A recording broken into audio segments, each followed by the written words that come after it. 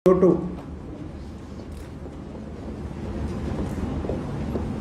Carbon dioxide का transport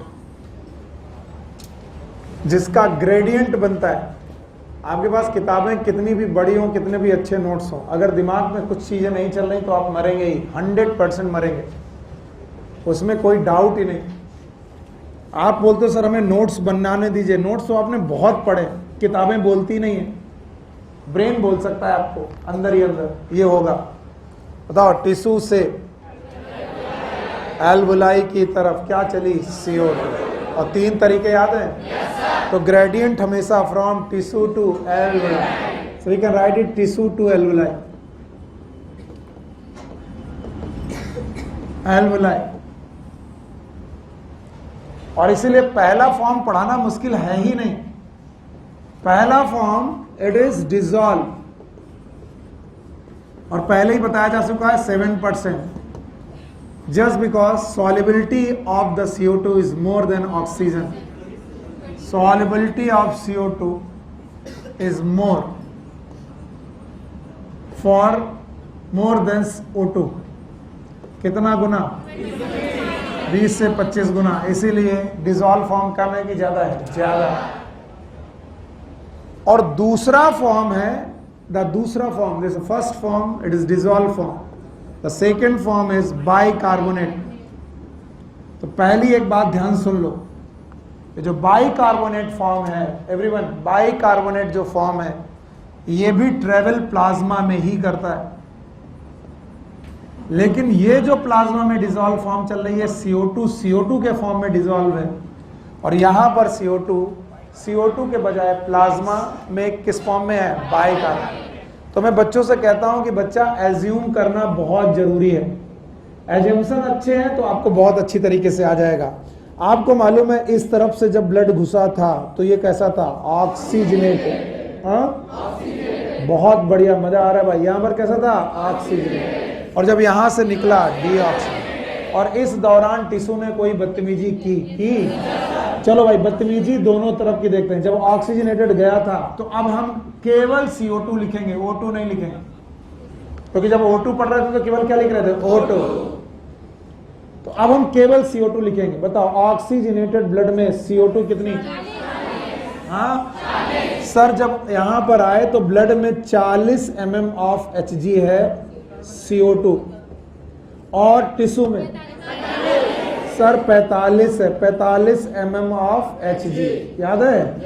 अब आप मुझे बताइए ग्रेडियंट किधर का है? तो बताओ CO2 कहां जाएगी? ब्लड में जाएगी। ऑक्सीजन हम पढ़ चुके हैं, ऑक्सीजन अंदर आएगी, CO2 ब्लड में। ब्लड में जब CO2 आई तो यहां से CO2 लौटी कितना? 45 mm of Hg, 45 mm of Hg। तो बोलते हैं जब बेटा कार्बन डाइऑक्साइड टिश्यू से ब्लड में घुसी तो एक फॉर्म में किसमें? सोना मत, किसमें? डिसॉल्व। दूसरा फॉर्म क्या है? तो मेरे कहूं दूसरा फॉर्म यही डायग्राम में बड़ा करके दिखा रहा हूं।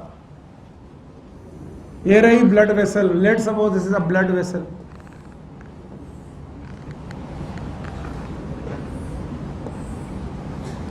Let's suppose this is a tissue. और अब मेरी मदद करिए, बताइए CO2 कहां से चली, कहां गई? हाँ, और ब्लड में तो बहुत सी चीजें हैं, प्लाज्मा है, RBC है, प्लाज्मा और RBC। सबसे पहले ये गई प्लाज्मा में। कहां पर गई? प्लाज्मा में। कुछ डिसॉल्व हो गई, कुछ 7%, और कुछ प्लाज्मा के वाटर के साथ रिएक्शन की। ब्लड के प्लाज्मा में 90 से 92% पानी, 90 से पानी के साथ रिएक्शन करने लगी। CO2 plus H2O। बताओ, मेटल ऑक्साइड की नॉन मेटल? नॉन मेटल की ऑक्साइड किसके साथ? वाटर के साथ। और याद रखना, नॉन मेटल की ऑक्साइड जब भी वाटर के साथ रिएक्शन करती हैं ऑक्सी एसिड बनाती हैं with the same oxidation state. बताओ यहां पर कितना है? +4। तो यहां से बना H2CO3। फिर से बोलो, पक्का? ये H2CO3 एक एसिड है, एसिड है, भले ही वीक क्यों नहीं है, लेकिन एसिड है तो क्या रिलीज करेगा? H plus. इसने H प्लस रिलीज किया। क्या रिलीज किया? H plus. और साथ में SCO3 माइनस बनाया। क्या बनाया? What is SCO3? कहते हैं ये रिएक्शन रिवर्सिबल है। कैसी है? रिवर्सिबल। इस रिएक्शन को रिवर्सिबल किया जा सकता है। यस और नो? ओके। एंजाइम पढ़ाया था? पढ़ाया आपने? बायोमोलिक्यूल। एंजाइम में ये रिएक्शन जब विदाउट एंजाइम हो रही थी तो कितने मॉलिक्यूल एक आर में बन रहे थे? एकदम शांत। ये रिएक्शन तो सर एंजाइम में आपने पढ़ा ही नहीं।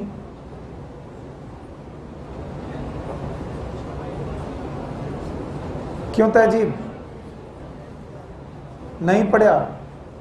हमारी तस्बीह आपने भी नहीं पढ़ा। ढोल का साथी डंडा, सच में कभी बायोमॉलिक्यूल पढ़ा ही नहीं? अरे तो किसी से तो पढ़ा होगा। यस, पहला दिन है आपका। यस, जब ये रिएक्शन बिना एंजाइम के होती है तो H2CO3 कितना बनता है? 200 मॉलिक्यूल। कितने घंटे में? 1 घंटे में।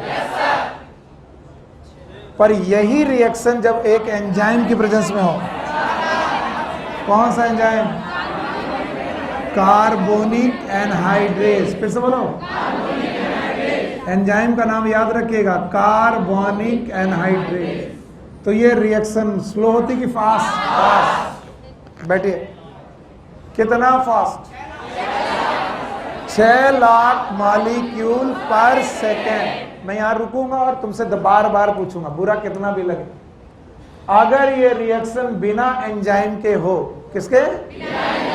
तो बताओ H2CO3 के कितने मॉलिक्यूल? 200 molecule per hour. 1 घंटे में कितने? 200। और अगर यही रिएक्शन एंजाइम की प्रेजेंस में, एंजाइम का नाम कार्बोनिक एनहाइड्रेज, तो ये बताओ 6 लाख मोल। 6 लाख मोल है पर आर की पर सेकेंड, 5 सेकेंड। और ये मेरा डाटा नहीं है, एनसीईआरटी का डाटा है, कहीं और लिखा। 6 लाख मोल पर सेकेंड बन रहे। और यहां पर और बोलते हैं लगभग reaction 10 million time, 10 million time बेटा फास्ट हो चुकी है। लगभग 1 करोड़ गुना, 1 करोड़ गुना फास्ट हो चुकी है रिएक्शन। यानी जो रिएक्शन इतनी स्लो चल रही थी वो 1 करोड़ गुना फास्ट हो चुकी है, 10 मिलियन टाइम फास्ट। इसका मतलब ये एंजाइम बहुत खतरनाक है। और ये एंजाइम प्लाज्मा में प्रेजेंट है। कहां प्रेजेंट है? प्लाज्मा। पर भाइयों बहनों बार बार सुनो, प्लाज्मा में प्रेजेंस इसकी बहुत कम है, ये लीस्ट अमाउंट में। इसका मतलब ये रिएक्शन प्लाज्मा में बहुत चल रही होगी कि बहुत कम? बहुत कम। अब आपको एज्यूम करना पड़ेगा कि जहां पर तुमने CO2 भेजी है उसका नाम है ब्लड वेसल। बोलो क्या? और ब्लड वेसल में क्या प्रेजेंट है? प्लाज्मा। प्लाज्मा के अलावा यहां RBC भी हैं। क्या है? RBC। मदद करिएगा थोड़ी से। तो अगर RBC हैं, इसका मतलब मैं ब्लड वेसल को थोड़ा और बड़ा कर रहा हूं और कुछ नहीं कर रहा हूं। अगर RBC है तो ये रिएक्शन RBC में भी चल रही है। आपको ये मानना पड़ेगा। Let suppose it is a RBC, मानना पड़ेगा कि ये RBC है। What is RBC? Red blood cell. Red blood cell में भी ये रिएक्शन हो सकती है। इसका मतलब जो CO2 प्लाज्मा में गई थी वो प्लाज्मा से कहां पहुंच गई? RBC। और जब ये RBC में पहुंची तो हीमोग्लोबिन में नहीं पहुंची बल्कि RBC के अपने साइटोप्लाज्म में पहुंची। RBC के अपने साइटोप्लाज्म में कार्बन डाइऑक्साइड वाटर के साथ रिएक्शन करने लगी। कार्बन डाइऑक्साइड वाटर के साथ जब रिएक्शन करने लगी तो इसने बनाना चालू किया H2CO3 और H2CO3 से H प्लस आयन निकला और HCO3 माइनस आयन बनने लगा। बताओ what this ion is known as? Bicarbonate. No doubt ये रिएक्शन आरबीसी में चल रही है, लेकिन ये बाइकार्बोनेट आरबीसी में रुक ही नहीं सकते। मैंने पहले ही पढ़ा दिया था, बाइकार्बोनेट आरबीसी से चलता है कि प्लाज्मा से। इसलिए इस बाइकार्बोनेट को एक्सट्रूड किया गया, बाहर भेजा गया। कहां से? फिर से बोलो, आरबीसी से। कहां? आरबीसी से कहां? प्लाज्मा। तो बताओ, प्लाज्मा में बाइकार्बोनेट घटने लगा कि बढ़ने लगा? इसका मतलब बाइकार्बोनेट का बनना प्लाज्मा में भी है, आरबीसी में भी है। ज्यादा कहां है? वाई? क्योंकि द सेम एंजाइम, नाम बोलना पड़ेगा बार बार, the same enzyme known as carbonic anhydrase, it is present in maximum amount. बताओ कहां? लीस्ट की मैक्सिमम। तो बताओ ये मैक्सिमम कहां प्रेजेंट है? आरबीसी। और लीस्ट कहां प्रेजेंट है? तो बताओ ये रिएक्शन कहां होगी? प्लाज्मा में भी और आरबीसी में। लेकिन ज्यादा कहां? प्लाज्मा में हुई तो प्लाज्मा में ही बाइकार्बोनेट बने, लेकिन कम की ज्यादा? ज्यादा। पर आरबीसी में हुई तो ज्यादा, कम की ज्यादा। और अगर ज्यादा बने तो बताओ H+ आयन भी ज्यादा, बाइकार्बोनेट आयन भी ज्यादा। और ये बाइकार्बोनेट आयन ज्यादा कहां बने? आरबीसी। आरबीसी में बने और कहां भेजे गए? प्लाज्मा। जब प्लाज्मा में भेजे गए बाइकार्बोनेट, तो बाइकार्बोनेट पे नेट चार्ज पॉजिटिव की निगेटिव? और निगेटिव चार्ज होने की वजह से आरबीसी के अंदर निगेटिव चार्ज का लॉस हुआ। किसका? और इस निगेटिव चार्ज को बैलेंस करने के लिए निगेटिव चार्ज ही अंदर आया, और इस निगेटिव चार्ज का नाम है क्लोराइड। फिर से बोलो। तो क्या निकला? क्या निकला? बाइकार्बोनेट। क्या आया? क्लोराइड। और इस शिफ्टिंग को बोलते हैं क्लोराइड शिफ्ट। फिर से बोलो। और ये क्वेश्चन पूछा गया है, एनसीईआरटी में नहीं दिया गया है, तो इसे 3 बार नहीं 10 बार समझ लो। बोलो कौन सा शिफ्ट? कब होगा क्लोराइड शिफ्ट? जब बाइकार्बोनेट कहां बनेगा? आरबीसी। कहां आएगा? प्लाज्मा। तो आरबीसी से प्लाज्मा में क्या आया? बाइकार्बोनेट। सो प्लाज्मा से आरबीसी में क्या गया? Chloride. And this chloride shift is known as Hamburger's phenomena. बोलो। और ये इसी नाम से पूछा गया, what is Hamburger's phenomena and where it required.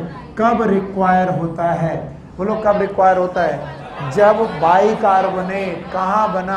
RBC. कहां आया? प्लाज्मा। तो आरबीसी से प्लाज्मा में जब बाइकार्बोनेट आ रहा होता है, तो उसी को क्लोराइड को के साथ एक्सचेंज हो रहा होता है। That is known as chloride shift या फिर हैम्बर्गर्स फिनोमिना। क्वेश्चन कैसे आएगा? सुनो। Chloride shift is required for oxygen transport और बाइकार्बोनेट CO2 ट्रांसपोर्ट। बोलो क्या? CO2। और कहां से कहां? आरबीसी से बाइकार्बोनेट कहां आया? प्लाज्मा। प्लाज्मा में आया। और प्लाज्मा पर आने के बाद बताओ इसको किसने काउंटरैक्ट किया? Chloride. And that shift is known as chloride shift. अब मेरे को तो डर ये लगता है ना, हर चीज में तुम हाँ करते हो और कितनी चीज पकड़ के बैठ पाते हो, वो मुसीबत है। बताओ, कार्बन डाइऑक्साइड गई और 60% तो घुल गई, वो बाइकार्बोनेट नहीं बनाई, वो CO2 के रूप में ही घुल गई। और 70% CO2 ने एसिड बनाया। एसिड का नाम कार्बोनिक एसिड। फिर से बोलो। और किस में टूटा? H+ और HCO3। और 2 जगह, एक जगह कि दोनों जगह? कहां कहां? प्लाज्मा। और तो क्या ये आरबीसी से ट्रेवल हुआ? जो आरबीसी में बना वो भी प्लाज्मा से ट्रेवल हुआ, जो प्लाज्मा में बना वो भी प्लाज्मा से ही ट्रेवल हुआ। इसलिए डरते हुए लिखता हूं कि भले ही बाइकार्बोनेट बन रहा है आरबीसी में, लेकिन वो ट्रेवल कहां से करेगा? प्लाज्मा। तो प्लाज्मा से कितने तरीके से CO2 ट्रेवल कर सकती है? 2। एक किस फॉर्म में? डिसॉल्व। और एक इसमें बाइकार्बोनेट के फॉर्म। और बाइकार्बोनेट के फॉर्म में कितने प्रतिशत? 70%। तो भाई 7% तो ये चला गया, 70% ये गया, बचा 23। वो कैसे ट्रेवल होगा? बिटिया नींद आ रही है? पानी पियो। पढ़ाई खूब कर रही हो रात भर आजकल है कि घूम फिर रही हो, पढ़ाई कर रही हो? हाँ, सोना नहीं आ कि सर अब क्या करें, आप इतना बढ़िया लोरी सुनाते हो।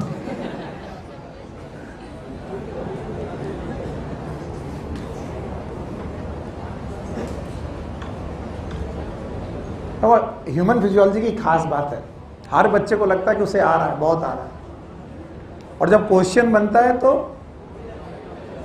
फिर उसे लगता है उसे तो कुछ नहीं आता। भैया लिख लिया? तो बताओ कार्बन डाइऑक्साइड का ट्रांसपोर्ट कहां से कहां की तरफ? टिश्यू से एल्वुलाई। कितने प्रकार से? 3 में कितने सीख लिए? 2। दोनों सीख लिए? हटा दे भाई साहब, हटा रहे। बताओ कितने फॉर्म? 2। एक कौन? डिसॉल्व। लिखने दो सर। हट। कितने फॉर्म में? 2। एक कौन? डिसॉल्व। दूसरा बाइकार्बोनेट क्यों बनेगा? क्योंकि कार्बन डाइऑक्साइड इज मेटल की non metal oxide? Non metal oxide water से रिएक्शन करेगी। तो ये तो केमिस्ट्री का रूल है कि when ever the non metal oxide react with the water it will form the oxy acid with the same oxidation state. कौन सा एसिड? H2CO3। फिर से बोलो। और क्या एसिड की टेंडेंसी होती है कि वो OH ले ले? सही बोल रहा हूं मैं। H+ छोड़ दे। अगर H+ छोड़ दे तो क्या वो एसिड कहलाएगा? तो H2CO3 ने क्या छोड़ा? H+। क्या बना? HCO3-। कहाँ बना? 2 जगह, एक कहाँ? प्लाज्मा में, और एक कहाँ? RBC। प्लाज्मा में ज्यादा की कम? और RBC में क्यों? कार्बोनिक आयनाइडेज। कहाँ ज्यादा, कहाँ कम? पक्का? और third way, that is known as transport of CO2 in the form of carbaminohemoglobin.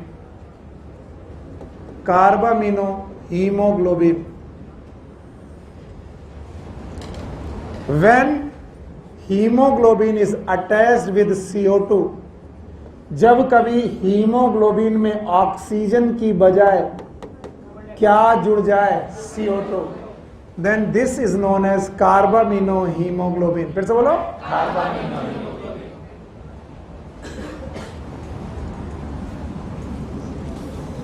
इस मटके को जानते हो? एल्वुलाई सर, बड़ा अच्छा मटका है। सर कहते हैं रोज एक मटका बना देते हैं आगे। आज पहली बार दोनों गैसेस को एक साथ फिर से देखने जा रहा हूं, दूसरी तीसरी बार। पहली बार बोल देता हूं मैं। आवाज आ रही है? इधर से जो ब्लड आया, इधर से, क्या बात है, सब कुछ याद है? अच्छा ये टिश्यू याद है? टिश्यू, और टिश्यू में इधर से जो ब्लड आया, बेटिया बड़ी जल्दी में हो, ये कौन सा?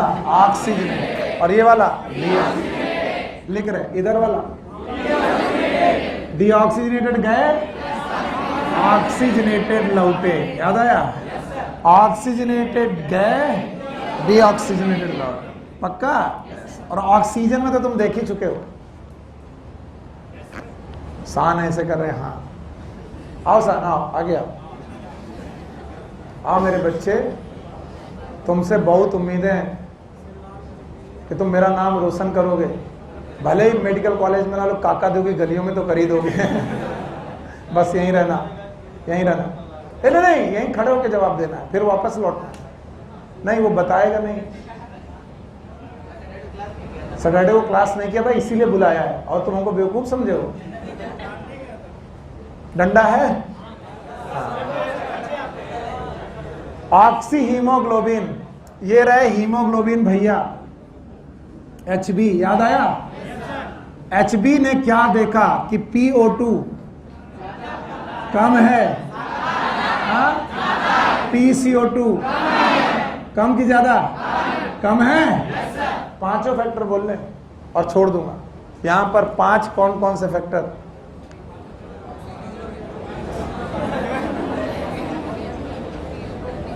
ये 2 बच्चे आज पहली बार आए, मुझे लग रहा है कि ये समझ नहीं पाएंगे। आप प्लीज स्टैंड अप। एक लोग उनमें से कोई भी। यस, एक लोग। पहली बात तो डरना नहीं, पहला काम डरना नहीं, तुमने पढ़ा हो या ना पढ़ा हो, ठीक। हम ट्राई कर रहे हैं कि ये बात आपको समझ में आ जाए, क्योंकि आपने पिछली क्लास शायद ज्वाइन नहीं की, पहली है ना? हाँ ठीक है। शान बाबू, आपकी बदतमीजियों की वजह से उन बच्चों को समझ में नहीं आ रहा, मैं तो अच्छा पढ़ा रहा हूं, अगर आपने जवाब दिया होता तो उनको भी समझ में आ रहा।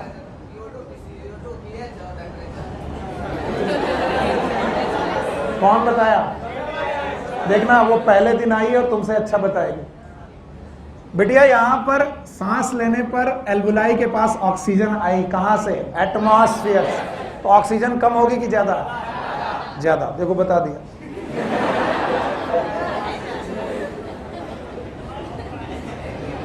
ऐसे तुमसे काहे पूछे? तुमको हफ्ता भर पढ़ाया नहीं है? जब सांस लिया तो कहां गई? मुंह में कि नाक में? कैविटी में गई? नाम बताओ। नेजल कैविटी, इंटरनल में larynx, trachea, bronchi, secondary bronchi, tertiary bronchi, ultimately alveoli. तो एल्वुलाई ने ऑक्सीजन खींची है कहां से? एटमॉस्फेयर में 21% ऑक्सीजन है। तो ऑक्सीजन यहां कम होगी कि ज्यादा? कहां? देखो पहले दिन आई उसने बता दिया, हिम्मत रखना बेटा, आएगा। ऑक्सीजन यहां ज्यादा और यहां से जो ब्लड आ रहा है उसमें ऑक्सीजन, तो याद रखना ऑक्सीजन यहां ज्यादा है लेकिन CO2 इज मेटल की नॉन मेटल? और नॉन मेटल की ऑक्साइड बेसिक। अगर एसिडिक है तो बताओ H+ आयन कंसंट्रेशन। हे भगवान, बगल वाले को खड़ा करो। बिटिया डरना नहीं, केवल इंट्रोडक्शन हो रहा ताकि तुम आज को तुमको कुछ सीख के जाना है यहाँ पर। अगर एसिड बढ़ा तो क्या बढ़ेगा? H+। तो अगर मैं बोलूं PCO2 कम है तो एसिड ज्यादा है। नाक कट गई मेरी। अरे एक बार और पूछते उससे। बिटिया नॉन मेटल की ऑक्साइड एसिडिक होती, कैसी होती है? इसका मतलब कार्बन इज नॉन मेटल, तो नॉन मेटल की ऑक्साइड एसिडिक। तो अगर PCO2 कम, एसिडिक कंडीशन कम, और जो एसिड होता है वो H+ डोनेट करता है, तो एसिड अगर कम तो H+ भी कम। बता दिया। H+ कम। ये सब मत करो, पहले दिन बच्चे परेशान हो जाएंगे और तुमको क्या मालूम कि तुम बदतमीज हो। बेटा H+ कम तो -log H+। क्या ये pH होता है? अगर H+ कम तो pH। मैं सच में पूरी क्लास को नहीं पढ़ा रहा हूं, इन दो बच्चों को, क्योंकि इनको भी समझ में आना चाहिए, वरना ये बाहर जाएंगी, बड़ा नाम सुना था, बिल्कुल बेवकूफ पढ़ाया, कुछ नहीं आता। और हम अपनी मार्केट संभाल रहे हैं। तो PO2 एयर से आई, PCO2 और ये नॉन मेटल की ऑक्साइड है, तो एसिड कम है तो H+ और pH, और बाहर से आई तो हवा ठंडी है तो टेम्परेचर। इन सारी कंडीशन पर बताइए हीमोग्लोबिन में ऑक्सीजन जुड़ता है कि टूटता है? जुड़ता है। तो ऑक्सीजन अगर जुड़ने लगा, ऑक्सीजन अगर यहां जुड़ने लगा तो क्या बनने लगी? Oxy haemoglobin. फिर से बोलो। अगर ऑक्सी हीमोग्लोबिन बनने लगी तो हीमोग्लोबिन में ऑक्सीजन घटने लगी कि बढ़ने लगी? बेटा वही बोलना जो है, घटने लगी बढ़ने लगी? और बढ़ने लगी तो ब्लड में ऑक्सीजन कम की ज्यादा? अगर ज्यादा है तो ब्लड का नाम ऑक्सीजनेटेड। फिर से बोलो। और अगर ऑक्सीजनेटेड ब्लड लेकर कहां पहुंचे? टिश्यू कॉन्टिन्यूअस मेटाबॉलिज्म कर रहे हैं। क्या कर रहे हैं? मेटाबॉलिज्म। ध्यान से सुनना, मैंने आपको थोड़ा ज्यादा देर खड़ा किया, बुरा तो नहीं लग रहा? ज्यादा देर तक खड़ा करने का मतलब यह है कि tissue is made up of cell. और सेल जिंदा है कि मर गई? और जिंदा रहने के लिए क्या जरूरी है? मेटाबॉलिज्म। मेटाबॉलिज्म जरूरी है। तो बताओ इन्हें क्या मेटाबॉलिज्म करनी पड़ेगी? बिटिया काहे हंस रहे हो?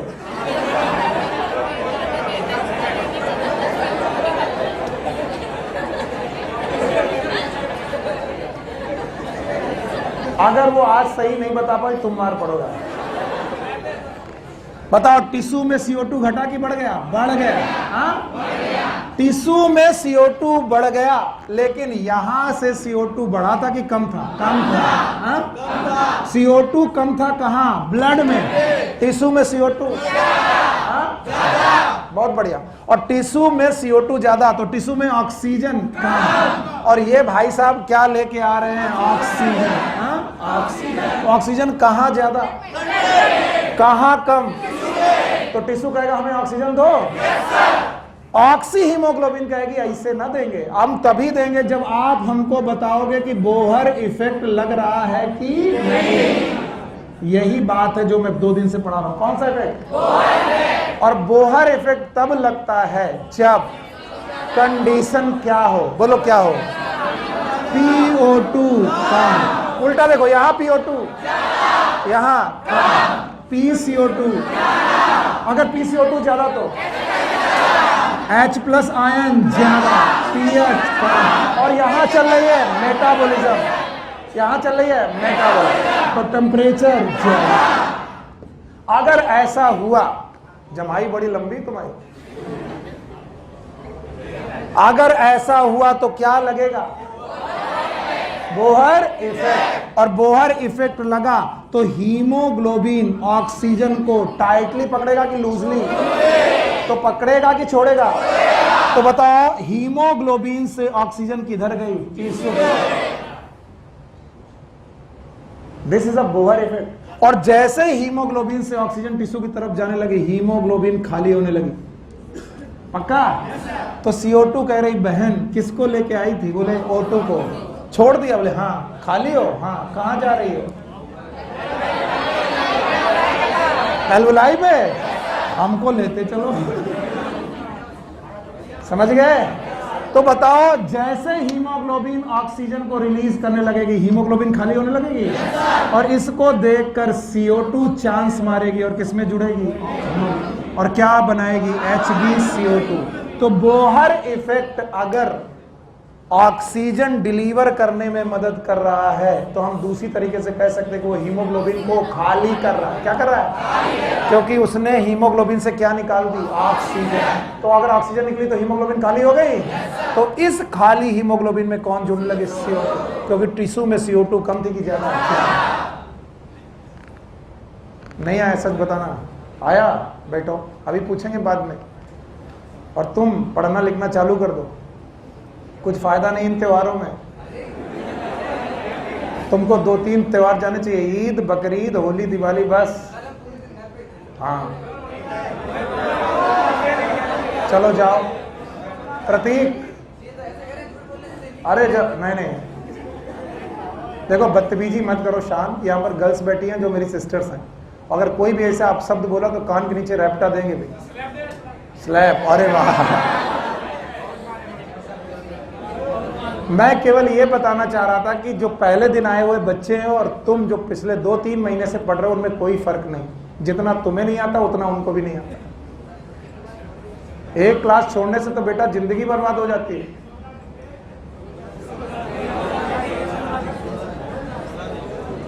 आप सुनो, तो जिस हीमोग्लोबिन से ऑक्सीजन निकलने लगी, उस हीमोग्लोबिन को खाली देखकर किसने चांस मारा? CO2। तो कहा तुम तो ऑक्सीजन छोड़ रही हो, किस इफेक्ट की वजह से? तो बोहर इफेक्ट वो इफेक्ट है जो किसको छोड़ेगा और किसको बनाएगा? कार्बामीनो हीमोग्लोबिन। तो कल को मैं पूछूं कि कार्बामीनो हीमोग्लोबिन बनने के क्या क्या कारण हैं, नहीं बता पाएंगे। चिल्लाना नहीं। हीमोग्लोबिन में CO2 जुड़ने के क्या क्या कारण हो सकते हैं? ऑक्सीजन का कम होना, CO2 का ज्यादा होना, H+ आयन कंसंट्रेशन का ज्यादा होना, टेम्परेचर का ज्यादा होना, pH का कम होना। ये सारे काम ऑक्सीजन को छोड़ रहे हैं, CO2 को जोड़ रहे हैं। अभी NCERT की सारी लाइनें तुमसे पढ़वाऊंगा और जब मुंह फैला के सुनोगे सर ये कहाँ लिखा है, उसी समय थप्पड़ पड़ेगा। आज स्लैप डे हम बहुत यूज करने वाले हैं इसे। तो आप लोगों ने पढ़ा कि सर बोहर इफेक्ट के दौरान हीमोग्लोबिन कह रही कि मैं ऑक्सीजन को टाइटली पकड़ नहीं सकती हूं। क्यों? क्योंकि मुझे ऑक्सीजन को पकड़ना है कि छोड़ना है? कहां छोड़ना है? टिश्यू में। तो वो क्यों छोड़ेगी? क्योंकि ये सारी चीजें होंगी, और जब भी ये होगा तो क्या लगेगा? Bohr effect. क्या होगा? CO2 ज्यादा, PO2 कम, H+ ज्यादा, pH कम, टेम्परेचर ज्यादा। क्या छूटने लगी? क्या आने लगी? CO2। और CO2 किस में आने लगी? हीमोग्लोबिन। वही हीमोग्लोबिन एक तरफ से क्या निकाल रही है? क्या पकड़ रही? CO2। इनको छोड़ा, इनको पकड़ा, लेके चले। नाम है कार्बामीनो हीमोग्लोबिन। और आप बताओ, 2 फॉर्म पहले पढ़ा चुका हूं मैं, पढ़ा चुका हूं। एक कौन? Dissolve form. दूसरा बाइकार्बोनेट पढ़ा चुका हूं। तो बताओ, अब जो यहां से ब्लड वेसल चली, बेटा मेरी इज्जत रखना और बता देना, नहीं तो अब मैं बहुत मुश्किल में आ जाऊंगा। मुझे लगेगा कि मेरा कॉन्फिडेंस बहुत लूज हो जाएगा। बताओ, जो यहां से CO2 चली वो 3 फॉर्म में चली। एक तो डिसॉल्व, बहुत बढ़िया, डिसॉल्व बढ़ जाए। दूसरा बाइकार्बोनेट, पक्का। और तीसरा हीमोग्लोबिन में CO2। What is haemoglobin? से कार्बामीनो। और ऐसा ब्लड क्या कहलाया? डीऑक्सीजेनेटेड। और कहां से चला? कहां की ओर? एल्वुलाई। क्या ये ट्रांसपोर्ट ऑफ CO2 है? मैं ये पढ़ाने ही नहीं आया, तो पहले ही पढ़ा दिया मैंने, पर इसकी मदद से ये पढ़ा रहा हूं क्योंकि तुम्हें सीखना है कब हीमोग्लोबिन किसे छोड़ेगी, किसे पकड़ेगी। किसे छोड़ा? किसे पकड़ा? कहां पर? लेकिन बेटा कितना पकड़ा? It is only 23%। कितना? 20 to 25% ऑफ टोटल CO2। और अब जो मैं पढ़ाने जा रहा हूं ये तुम्हारा दिमाग खराब भी कर सकता है, खराब भी कर सकता है। इसलिए सुनो, यही ब्लड एक दिन पहुंचा एल्वुलाई के पास। अब मैं ये एल्वुलाई फिर से साफ करता हूं ताकि तुम्हें दिख जाए कि मैं क्या करने जा रहा हूं। यही ब्लड जब यहां पर पहुंचा एल्वुलाई के पास, तो एल्वुलाई ने कहा कि हमारे पास एक मेम्ब्रेन है, याद है?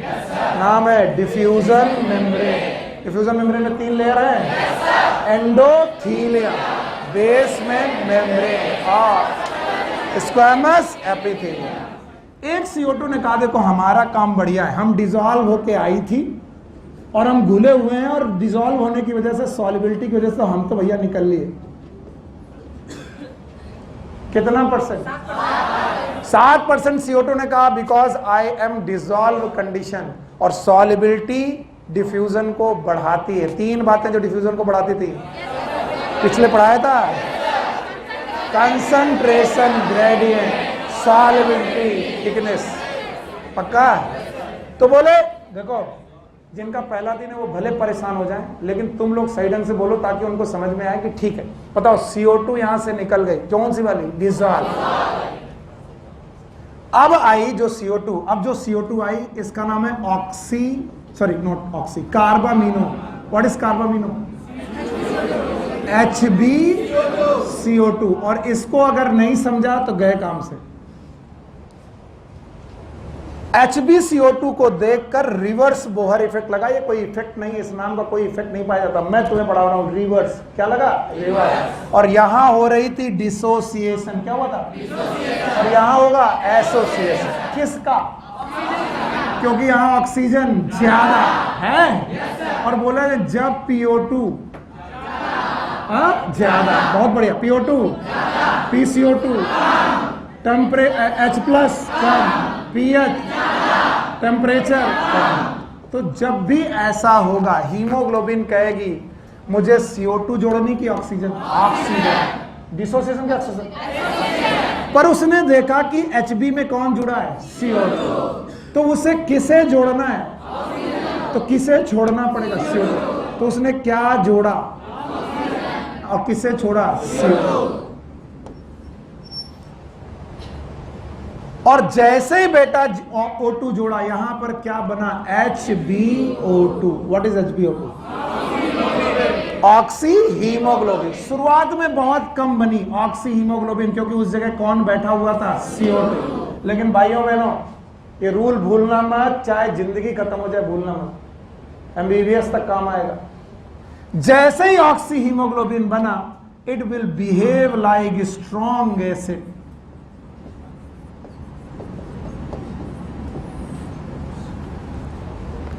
कौन? HbO2 behave like strong acid. और जैसे ही HbO2 बना, उसने बाकी बची हुई HbCO2 को से हीमोग्लोबिन से क्या डिस्प्लेस करना बढ़ा दिया, CO2। तो जैसे जैसे HbO2 बनता जाएगा, स्ट्रॉन्ग एसिड की कंसंट्रेशन बढ़ती जाएगी, और जैसे जैसे HbO2 बढ़ता जाएगा, किससे धक्का मारा जाएगा, HbCO2। तो HbCO2 बचेगा कि छोड़ने लगेगा?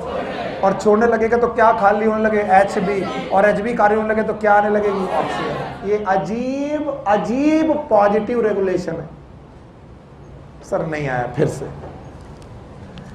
एक बार आपने ये कंडीशन की, ऑक्सीजन के लिए एफिनिटी किसके पास ज्यादा है, हीमोग्लोबिन। उसने कुछ हीमोग्लोबिन में किसको पकड़ा, ऑक्सीजन, किसको छोड़ दिया, CO2। जैसे ही HbO2 बना, क्या बना, स्ट्रॉन्ग एसिड। फिर से बोलो। और स्ट्रॉन्ग एसिड बनते ही इसने वीक एसिड को, नॉन मेटल ऑक्साइड के वीक एसिड को रखा कि डिस्प्लेस कर दिया, डिस्प्लेस। इसका मतलब हीमोग्लोबिन में अगर O2 आ गई है तो CO2 रुक पाएगी कि हटा दी जाए? और जैसे ही हटाई जाने लगी, HbCO2 छोड़कर भागने लगी। बताओ, दूसरी CO2 भी निकल ली, कहां, एल्विलाई। सबसे बड़ी समस्या आती है बाइकार्बोनेट की। मैं बता रहा हूं, लोग इसको पढ़ाने से बचते हैं। किसी को याद है कितने फॉर्म में आए थे? 3। पहला कौन, डिसॉल्व। डिसॉल्व फॉर्म में निकल लिए? नहीं आया। और दूसरा फॉर्म कौन सा है, HbCO2। HbCO2 वाला में कौन किसको पकड़ा है, हीमोग्लोबिन। किसको, CO2 को पकड़े हैं। और पकड़े होने की वजह से CO2 को छोड़ नहीं रही है। लेकिन क्या लगा, बोहर इफेक्ट का उल्टा। और वो कहता है डिसोसिएशन की एसोसिएशन। तो कुछ हीमोग्लोबिन में क्या आकर के जुड़ी, ऑक्सीजन। क्या बनी, HbO2। कैसा एसिड, स्ट्रॉन्ग एसिड। और जैसे ही स्ट्रॉन्ग एसिड बना, उसने किसको डिस्प्लेस किया, CO2। कहां से? बोले हम बड़े एसिड हैं, तुम छोटे एसिड हो। बड़े एसिड के सामने छोटा एसिड रह नहीं था। CO2 को छोड़ दिया गया। कौन खाली होने लगा, Hb। और क्या आने लगी, ऑक्सीजन। HbO2 घटने लगी कि बढ़ने लगी, बढ़ने लगी। हाँ, एसोसिएशन बढ़ने लगे। क्या बनने लगे, ऑक्सीजन। तो अक्सर बच्चे कहते हैं, सर ये तो घुली थी बेचारी, निकल ली, इसको स्ट्रॉन्ग एसिड ने निकाल लिया। अब सुनील सर फंस गए, बाइकार्बोनेट कैसे निकलेगा? ये तो क्या है, सॉल्ट। क्या है? तो हमने कहा बेटा, इसको निकालने के लिए भी ऑक्सी हीमोग्लोबिन काम आएगा, because oxy haemoglobin is a, मजा नहीं आए। और अगर ये strong acid, it will donate H+। Her acid क्या डोनेट करता है, H+। फिर से बोलो। और अगर ये H+ के साथ जुड़ा तो क्या बनाएगा, H2CO3। फिर से बोलो। और H2CO3 इज अनस्टेबल। स्टेबल क्या, अनस्टेबल, अनस्टेबल। किसमें टूटेगा, CO2 प्लस वाटर। क्या ये CO2 भी निकल जाएगी? नहीं आया। बोले सर पानी बचा, तो पानी उठाया भी कहां था, प्लाज्मा से। वापस भी कहां किया, प्लाज्मा। पानी में कोई दिक्कत नहीं। एंड भाइयों बहनों, this effect is known as Haldane effect. हे भगवान, ये क्या बोल दिया तुमने? पता नहीं क्या पागलपन कर रहा है ये टीचर। कौन सा इफेक्ट, हेल्डेन। लिखो मत, 3 बार नहीं 10 बार पढ़ाऊंगा अभी मैं, और तुम्ही से लिखवाऊंगा। पहले ध्यान से सुनते जाओ। This effect is known as. और बोलते क्या होता है हेल्डेन इफेक्ट, किसी को नहीं मालूम। सर ने बोला था हेल्डेन इफेक्ट, मैंने बोल दिया। हेल्डेन इफेक्ट कहता है कि मैं एल्वुलाई में क्या छोड़ने में मदद करूंगा, CO2। और बोहर इफेक्ट कहता है कि मैं टिश्यू में क्या छोड़ने की कोशिश करूंगा, O2।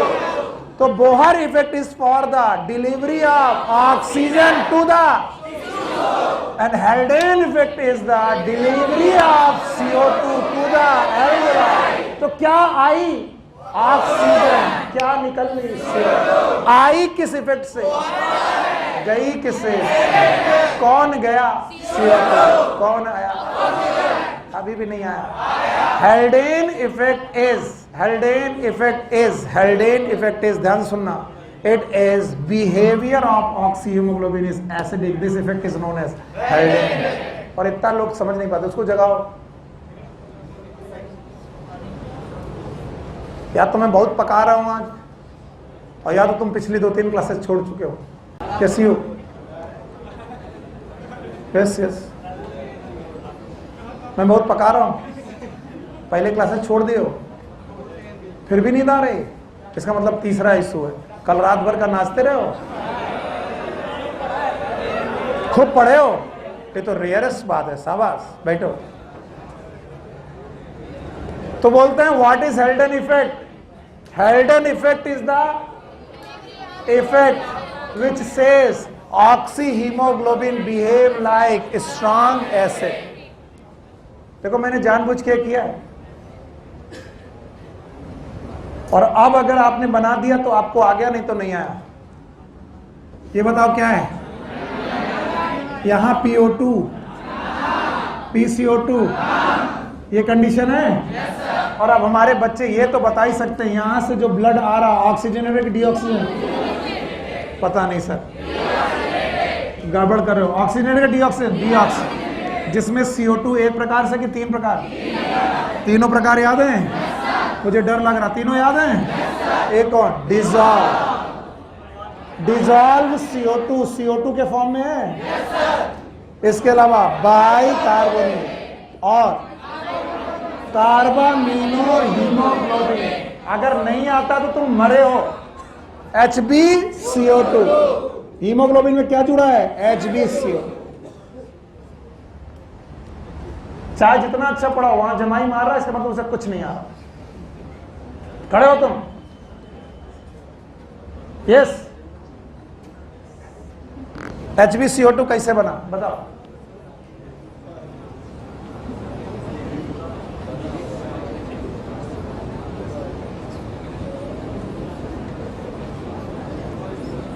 हाँ हीरो, हाँ हीरो कह दिया, खुश हो गया। हाँ कैसे बना? टिश्यू से कार्बन डाइऑक्साइड बाहर निकला, जो ये बोल रहा मैं लिख रहा हूं, ये क्या है? Tissue.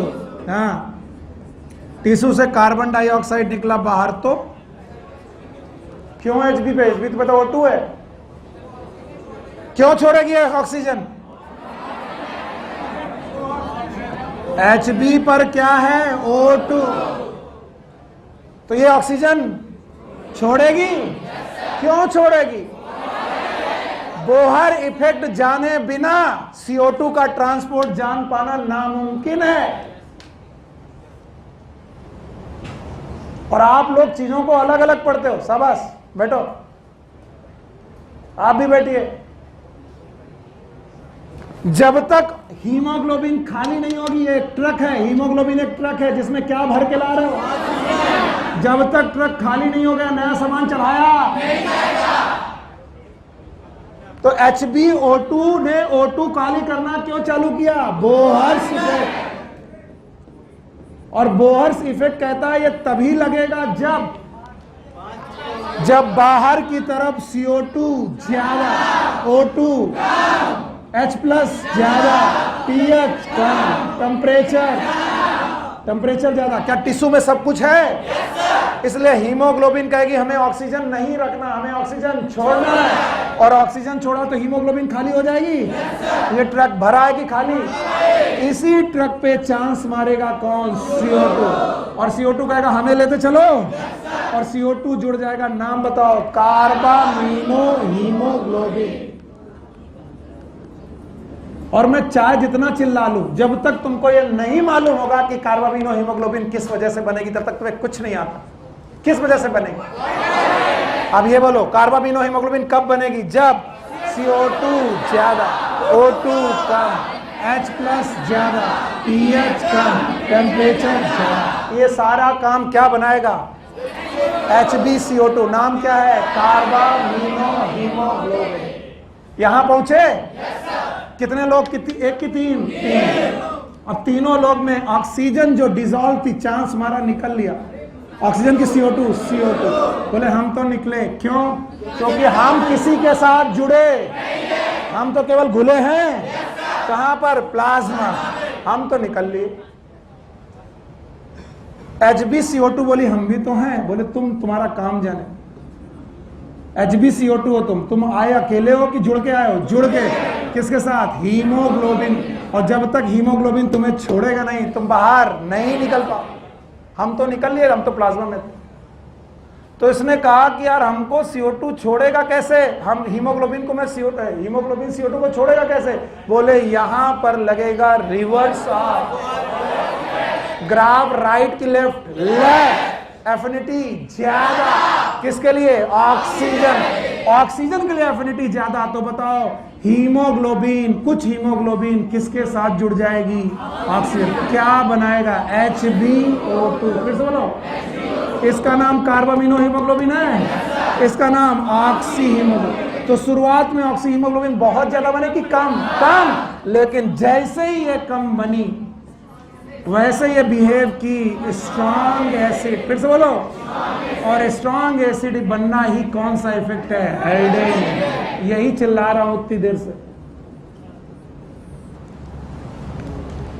When oxyhemoglobin form at the alveoli level, it behave like and strong acid होने की वजह से उसने weak acid को रखा कि डिस्प्लेस किया? तो बताओ जो HbCO2 में जो हीमोग्लोबिन में CO2 थी बची की डिस्प्लेस? किसने किया? Oxyhaemoglobin, because it behave. और इस एसिड का नाम स्ट्रॉन्ग। तो CO2 का हम तो निकल आए। कार्बामिनो हीमोग्लोबिन की CO2 बोली हम भी निकल आए। भला हो ऑक्सीहीमोग्लोबिन का, बाइकार्बोनेट का, हम तो फंस गए। अरे हम तो फंस गए भैया, बाइकार्बोनेट है हमारा नाम। तो बोले तुम भी नहीं फंसे, जरा देखो ये कौन है। और जो एसिड होता है वो क्या डिस्प्लेस का? H+। क्या ये H+ देगा? क्या बनाएगा? H2CO3। फिर से बोलो। और H2CO3 इज स्टेबल कि अनस्टेबल? अनस्टेबल। क्या ये CO2 और वाटर में टूटेगा? तुम भी निकल लो। और ये किसकी वजह से हुआ? ऑक्सीहीमोग्लोबिन इफेक्ट का नाम हेल्डेन। अगर हेल्डेन इफेक्ट ना होता तो CO2 ब्लड में तो रहती, एल्वुलाई में बाहर नहीं। तो बताओ कौन इफेक्ट है जो CO2 को बाहर निकाले? हेल्डेन। और कौन इफेक्ट है जो O2 को पीछे? कितने इफेक्ट? 2। एक कौन? बोहर इफेक्ट और एक हेल्डेन। कुल मिलाकर मैंने 3 बड़े बड़े वैज्ञानिकों का नाम लिया। Hamburger's phenomena, Bohr effect, Haldane effect. क्या ये तीनों के नाम बता पाओगे? What is Hamburger's phenomena? Bicarbonate बनता है कहां पर? RBC। बाहर आता है कौन? अंदर जाता है क्लोराइड। शिफ्ट का नाम क्लोराइड से। बच्चा ये नहीं कि तुम्हें बताना है कि सर आया ही है, ऐसे मत बोलना वरना मैं डेविएट हो जाऊंगा। तुम्हें ये बताना आया समझ में? पक्का? तो बताओ कौन से 2 इफेक्ट? एक इफेक्ट है बोहर और एक हेल्डेन। तो केवल ट्रांसपोर्ट ही नहीं करना, उसे छोड़ना भी। तो कौन CO2 को छोड़ने में मदद करेगा? हेल्डेन। और कौन O2 को? And this is somehow we transport the CO2। क्या ट्रांसपोर्ट करेंगे? CO2। अच्छा जो मैं पढ़ाता हूँ NCERT में ना दिया हुआ तो बेकार है, इसलिए NCERT पढ़ना बहुत ज़्यादा जरूरी हो जाता है इन टॉपिक के बाद। क्या मैंने ट्रांसपोर्ट ऑफ O2 में पढ़ाया था? चलिए मैं NCERT पढ़ा रहा हूँ, ट्रांसपोर्ट ऑफ कार्बन डाइऑक्साइड। कोई भी लाइन ना समझ में आए पूछना। CO2 is carried by hemoglobin as carbamino haemoglobin. इसका नाम क्या रखा मैंने? Carbamino haemoglobin. About 20 to 25%। This binding is related to, तुम इनको बताने के पहले 5 चीजें बता दो। कार्बामिनो हीमोग्लोबिन किन बातों से बनेगी? तुम पहले अपने मन में सोचो, जिन बातों से क्या होता था? Bohr effect. पहले अपने मन में सोचो क्या होना चाहिए? PCO2, PO2, H+, pH, temperature होना चाहिए। अब देखो लिखा है कि नहीं। This binding is related the partial pressure of CO2। PO2 is major factor which could affect this binding when PCO2 is high। when इधर देखो, when PCO2 is high आगे सुनो, PCO2 is high, PO2 is low. इन्होंने 2 बोला, तुमने 5 बताए नहीं, 5 बताए। अगर PCO2 हाई हो, PO2 लो हो, H प्लस आयन ज्यादा हो, pH कम हो, टेम्परेचर ज्यादा हो, पक्का ये हो तो क्या होगा?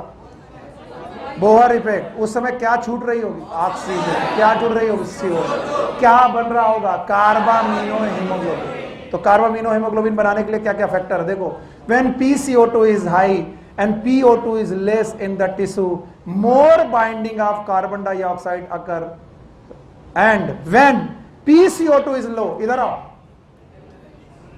when PCO2 is low, इधर देखो मेरी तरफ, इधर PCO2 is low and PO2 is high, as in alveoli, the dissociation of CO2 from carbaminohemoglobin takes place। यानी HbCO2 से एसोसिएशन होगा कि डिसोसिएशन? राजन, या तो तुम ये जगह रोक छोड़ दो या तो पीछे देखना बंद कर दो। जैसे मैं आगे देखता हूं तुम पीछे कहां देखते हो? This kind of habit are known as perversion. You know perversion? They are known as perverted। perverted लोग वो होते हैं जो दूसरों के साथ निगाह गद्दी रखते हैं। हे भगवान, सर ने आपने क्या बोला? हे राजन, इधर आओ। राजन बेटा, जब तक तुम्हारा ध्यान कार्बन डाइऑक्साइड में नहीं होगी, बचेगा कि निकल जाएगी? निकल जाएगी। मेरे बच्चे इधर, तो बताओ, जब PCO2 ज्यादा होगी तो एसोसिएशन, और जब PCO2 कम होगी तो डिसोसिएशन। इन लाइनों को समझाने के लिए मैंने आधा घंटा बर्बाद किया है, ज्यादा ही बर्बाद कर दिया। इन 2 लाइनों को, कहां पर कार्बामिनो बनेगी, कहां छूटेगी, कहां बनेगी, कहां छूटेगी, और दोनों की कंडीशन रट्टा मारेंगे। बनने के लिए PCO2, बनने के लिए PCO2 ज्यादा, PO2 कम, टूटने के लिए PO2 ज्यादा। ये कहां? टिश्यू में। ये कहां? एल्वेओलाई। आगे चलो। CO2 which is bound to hemoglobin from the tissue is delivered to alveoli, और इस तरीके से टिश्यू से एल्वेओलाई की तरफ CO2 डिलीवर हो जाती है। RBC contain a very high concentration of enzyme known as carbonic anhydrase and minute quantity of the same is present in plasma too। तो बताओ, कार्बोनिक एनहाइड्रेज कहां पर प्रेजेंट है? 2 जगह, RBC में भी और प्लाज्मा। तो ये जो रिएक्शन लिखी है ये कितनी जगह होगी? 2 जगह, प्लाज्मा में भी और RBC। देखो, this enzyme facilitate the following reaction in both direction, CO2 plus H2O, H2CO3, SCO3 minus plus H plus. ये रिएक्शन मैंने लिखाई थी, रिवर्सिबल की रिवर्सिबल, रिवर्सिबल कहां पर होगी? 2 जगह, एक RBC और दोनों जगह होगी। ज्यादा कहां? बाइकार्बोनेट ज्यादा कहां? RBC। वहीं रहेंगी, बाहर आएंगे, प्लाज्मा में आएंगे। शिफ्ट का नाम क्लोराइड। तो मैंने एक्स्ट्रा क्या पढ़ाया? क्लोराइड से। बुक में दिया नहीं। आगे, at the tissue site where partial pressure of CO2 is high due to catabolism, CO2 diffuse into blood, RBC and plasma दोनों जगह जाती है, दोनों जगह बाइकार्बोनेट बनाती है and form the bicarbonate H+। बताओ ज्यादा कहां बनेगा? RBC। कम कहां? प्लाज्मा। लेकिन जो बना है RBC में वो RBC में बात। आगे चलो। At the alveolar site where PCO2 is low, the reaction proceed in opposite direction to the formation of CO2 and H2O। The CO2 is trapped as bicarbonate at tissue level, transported to the alveoli, release out CO2। क्या निकालती है? Release out CO2। मैंने यहाँ पर एक effect का नाम लिया, हेल्डन इफेक्ट। बुक ने नहीं लिया, याद है? मैंने हेल्डन इफेक्ट बोलता है कि कार्बामिनो हीमोग्लोबिन से CO2 निकालने के लिए हमें क्या बनाना पड़ेगा? Oxy haemoglobin. क्या? और ऑक्सी हीमोग्लोबिन कैसे बिहेव करेगा? Strong acid. पहले वो किसे निकालेगा? CO2 को, और फिर क्या छोड़ेगा? H+। किससे रिएक्शन करेंगे? SCO3 minus. क्या बनाएंगे? H2CO3। तो जो रिएक्शन फॉरवर्ड थी वो बैकवर्ड। क्या बनेगा? CO2 और वाटर। क्या निकलेगा? CO2। इस 3 दिन में, इस 2 दिनों के अंदर मैंने 3 बड़े वैज्ञानिकों के नाम लिए। बोलो। Bohr's effect, Haldane effect, Hamburger's phenomena. तीनों सेम है कि अलग अलग? और बोलते हैं हर 100 ml में कितने CO2 कितना ट्रेवल करती? 4। O2 कितना? 5। पढ़ाया था। ऑक्सीजन कितना? 5 ml। और CO2 कितना? 4। इसके अलावा NCERT की तुम लाइनें समझ नहीं पाते अगर मैं इतना हल्ला नहीं मचाता, बाकी रट्टा मारना पड़ता। तो ट्रांसपोर्ट ऑफ CO2 में जो कुछ भी लिखा था मैंने पढ़ाने की कोशिश की। बताइए कहां से कहां ग्रेडियंट बन रहा? टिश्यू से एल्वुलाई। बच्चा मेरे, ये सबसे सही समय होता है जब कुछ ना लिखा हो, और फिर अगर ब्रेन काम कर गया then you are hero. Otherwise जो कुछ लिखा था वो केवल आप रट्टा मार के पढ़ा रहे थे। चलो हम क्या पढ़ रहे हैं आज? Transport of CO2। कहां से? टिश्यू से। कितने तरीके का? डिसॉल्व फॉर्म में कितना %? 7। बाइकार्बोनेट 70। और बाइकार्बोनेट बनना और कार्बामिनो हीमोग्लोबिन बनना कोई बात है, और डिसॉल्व होना कोई बड़ी बात? सॉल्युबिलिटी किसकी ज्यादा? CO2 की। डिसॉल्व हो गई, बाइकार्बोनेट बनाते बनाए CO2 अंदर घुसी, प्लाज्मा में आई, RBC में गई, एंजाइम मिला। नाम बताओ? Carbonic anhydride. दोनों जगह मिला? ज्यादा कम? बाइकार्बोनेट दोनों जगह बना, लेकिन RBC का बाइकार्बोनेट बाहर आया, शिफ्ट हुआ क्या? क्लोराइड। नाम बताओ? हैम्बर्गर्स फिनोमेना। बाइकार्बोनेट खूब आ गया। कितना %? 70। 7% CO2 चल रही थी, 70% ये आ गई, तभी बोहर इफेक्ट लगा। क्या लगा? Bohr effect. क्या निकलने लगी? ऑक्सीजन। कहाँ की तरफ? टिश्यू। हीमोग्लोबिन खाली होने लगी। क्या आने लगी?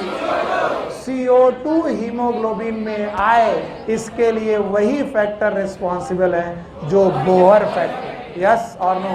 क्योंकि बोहर इफेक्ट में ऑक्सीजन छोड़नी है, CO2 लेनी। ऑक्सीजन कम, CO2 टेम्परेचर, pH कम, H+ ज्यादा, कार्बामिनो हीमोग्लोबिन बनने लगी। यही कार्बामिनो हीमोग्लोबिन तीनों यहाँ पहुंचे। जो डिसॉल्व CO2 थी वो तो निकल गई, कार्बामिनो हीमोग्लोबिन और बाइकार्बोनेट फंस गए। तभी पता चला कि आप पहुंचे हैं हीमोग्लोबिन को लेकर, और हीमोग्लोबिन कहती है अगर ऑक्सीजन, PCO2 टेम्परेचर कम, pH H+ कम, तो मुझे किससे ज्यादा प्यार होता है? तो मैं CO2 के साथ क्या बनाऊंगी? ऑक्सी। HbO2 बन गया, नाम है ऑक्सी हीमोग्लोबिन। बस बवाल हो गया। तो इट विल बिहेव लाइक। तो आज के 5 साल बाद, 10 साल बाद जब भी कहीं पर भी जाओ, कोई पूछे व्हाट इज हेल्डन इफेक्ट, कुछ नहीं जानते हम इतना जानते हैं ऑक्सी हीमोग्लोबिन स्ट्रॉन्ग एसिड होगा।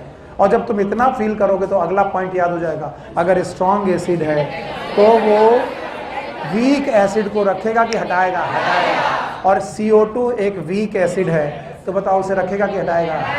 तो बताओ कार्बामिनो हीमोग्लोबिन की CO2 रुकेगी कि भाग जाएगी? भाग जाएगी। तो 2 निकल गए, एक डिसॉल्व निकल गई और कार्बामिनो। बचा कौन? बाइकार्बोनेट। चिल्ला रहा मुझे भी कोई बचाए। बोले रुको, oxy haemoglobin will release H+ because it is a strong acid. H+ किससे रिएक्शन करेंगे? बाइकार्बोनेट। क्या बनाएंगे? H2CO3। स्टेबल क्या अनस्टेबल? क्या छूटेगा? CO2 water. वाटर रह गया, CO2 वाकई आया? पक्का? 100 ml में कितनी? 4। ऑक्सीजन 5। ऑक्सीजन छोड़े 5, ले गए 4 ml। पक्का? कौन?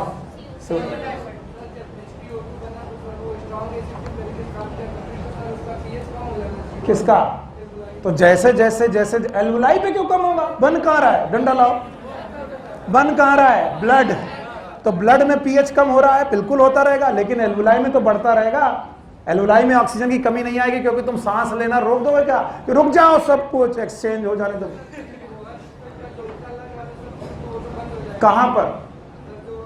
बोअर इफेक्ट का उल्टा कब लगता है? जब ऑक्सीजन ज्यादा हो। कहां? ब्लड में कि बाहर? और बाहर ऑक्सीजन ज्यादा होना कभी रुकेगी नहीं। क्यों? क्योंकि सांस लेना तुम रोकोगे नहीं। आइटम हो, पहले बात कर रहे हो बाहर की और देख रहे हो अंदर। एक ही जगह रहो, क्योंकि एक रेस्पेक्ट में जो क्लॉकवाइज है वो दूसरे के रेस्पेक्ट में एंटी क्लॉक। तुम्हें बाहर का एनवायरनमेंट कैसा रखना? हीमोग्लोबिन के बाहर का ऑक्सीजन ज्यादा, CO2 कम, और वो कभी कम रिवर्स नहीं होगा।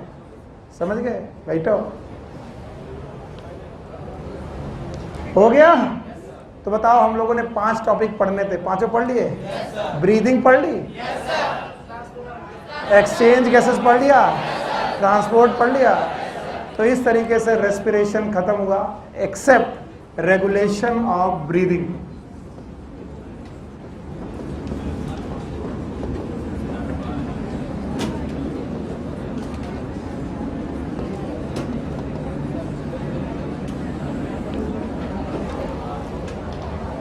अगला टॉपिक,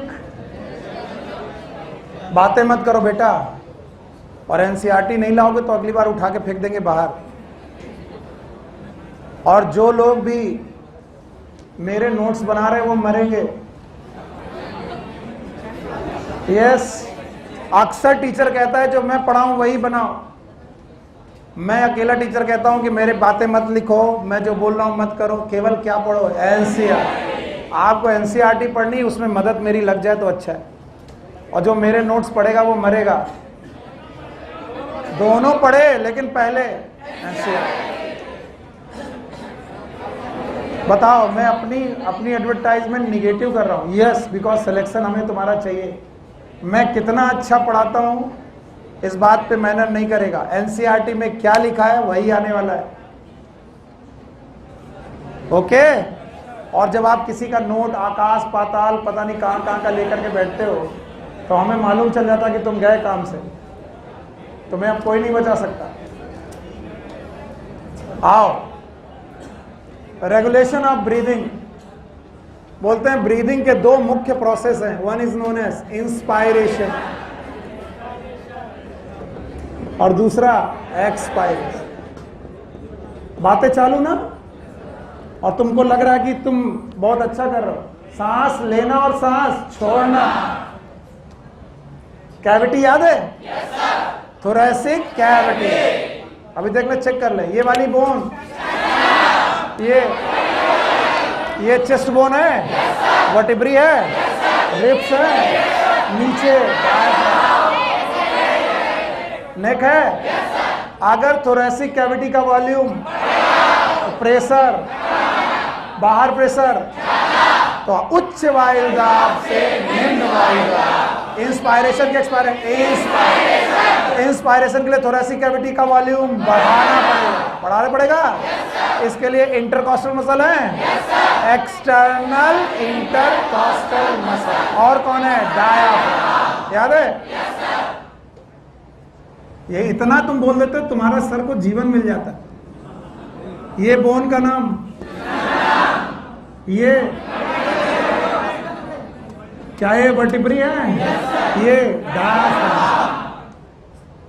और यहां पर रिब्स हैं। मैं ऐसे ही बनाता हूं तुम्हें याद रहने के लिए। बताओ, एक्सटर्नल इंटरकॉस्टल है, और एक्सटर्नल इंटरकॉस्टल मसल जब भी खींचेंगी तो पसलियां बाहर और ऊपर।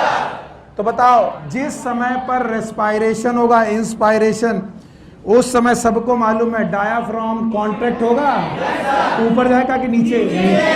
और जब ये कॉन्ट्रैक्ट होंगी तो बताओ, स्टर्नम बाहर आएगी। देखो भाई, इट इज बाहर और ऊपर। तो वॉल्यूम घटा कि बढ़ गया? बढ़ गया। तो इंस्पायरेशन के लिए कितनी मसल चाहिए? 2। एक कौन? डायाफ्राम, और एक एक्सटर्नल इंटरकॉस्टल मसल। अब बुक ने 2 बार लिखा तो 2 बार पढ़ाना पड़ा, लेकिन बोलते हैं इन दोनों मसल को कॉन्ट्रैक्ट कौन कराएगा? इंस्पायरेशन कौन कराएगा? बोलते हैं इंस्पायरेशन करने के लिए वी हैव द ब्रेन।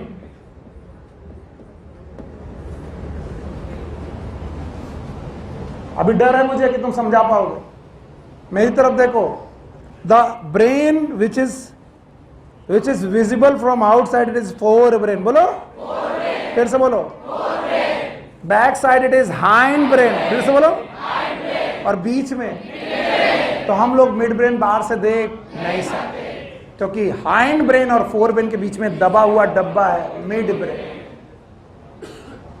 तो ब्रेन में भी हाइंड ब्रेन की बात करेंगे आप।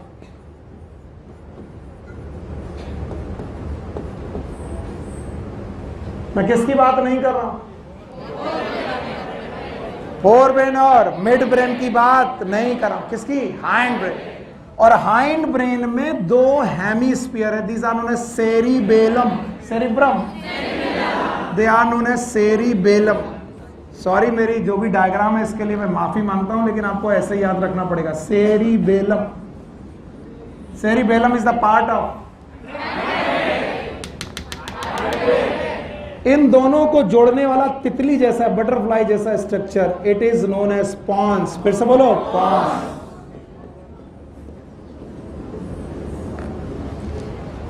और पॉन्स जब नीचे चलेगा it will form medulla oblongata. फिर से बोलो, मेडुला ऑब्लोंगेटा।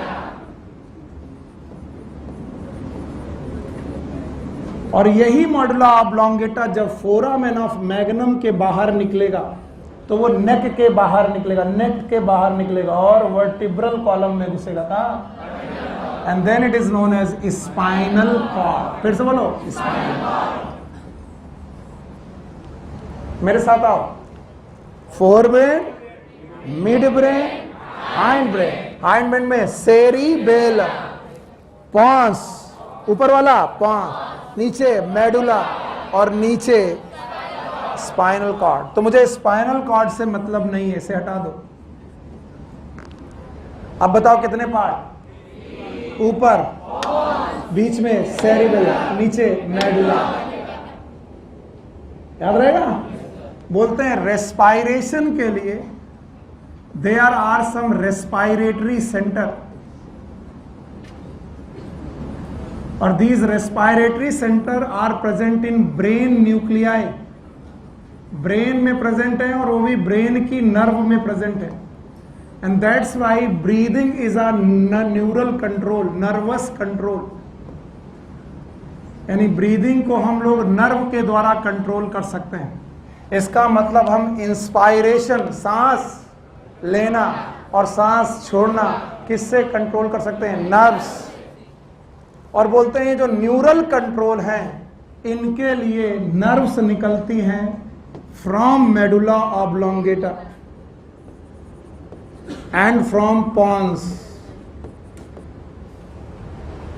तो बोलते हैं कि रेस्पायरेशन के लिए there are two centre, one in another one is pons. Pons में पाया जाने वाला respiratory centre it is pneumotaxic. फिर से बोलो, P for pons, P for pneumotaxic respiratory centre. और मेडुला ऑब्लोंगेटा में it is known as rhythm centre, respiratory rhythm centre. पूरा नाम है रेस्पायरेटरी रिदम सेंटर।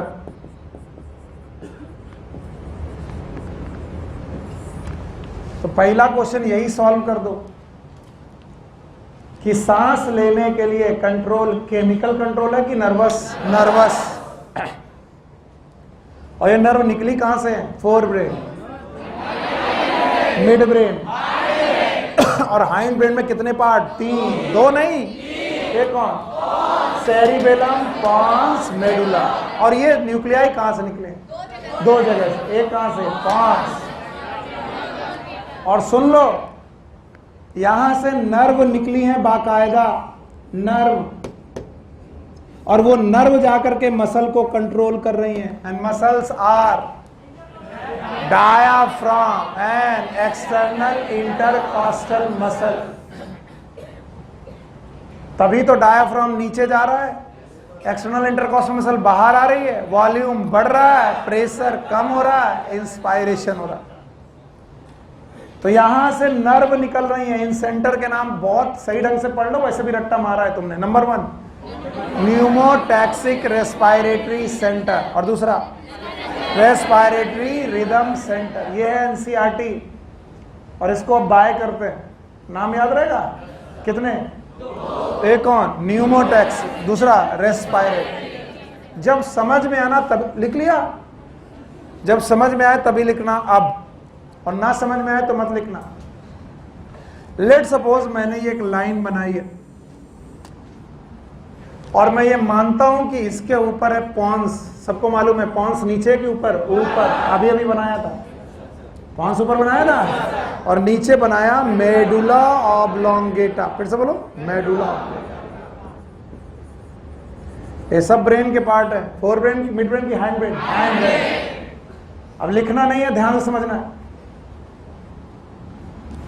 बोलते हैं कि मेडुला ऑब्लोंगेटा में डॉर्सल साइड में, किधर बेटा? डॉर्सल। जस्ट सी दिस, एक पाइप लीजिए बेटा, सुबह से वो पाइप उठा,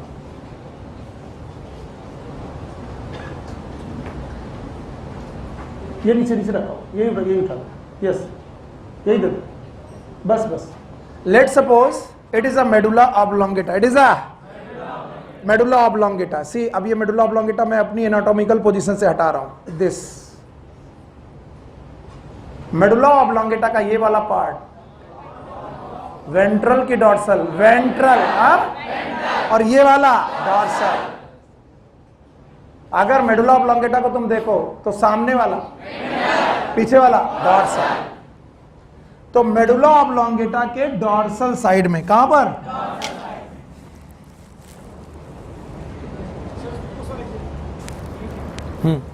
डॉर्सल साइड में। अभी आवाज आ रही है? बैटरी उठाओ।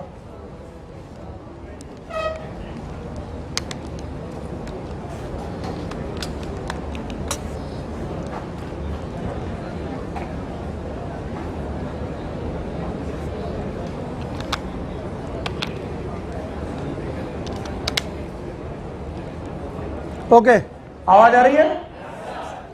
तो बोलते हैं डॉर्सल साइड पे कुछ नर्व के न्यूक्लियस हैं, नर्व के न्यूक्लियस है, यानी ये मेडुला ऑब्लोंगेटा में भी डॉर्सल साइड में नर्व न्यूक्लियस है।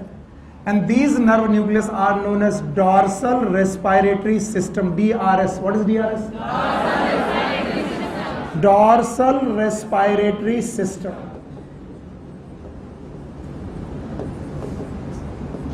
और इन डॉर्सल रेस्पिरेटरी सिस्टम से निकली हैं नर्व्स जो दो जगह जा रही हैं। एक जा रही है ये डायाफ्राम, बोलो कहां? डायाफ्राम। दूसरा तुमको बता देना चाहिए, दे इंटरनल के एक्सटर्नल, एक्सटर्नल इंटरकॉस्टल मसल।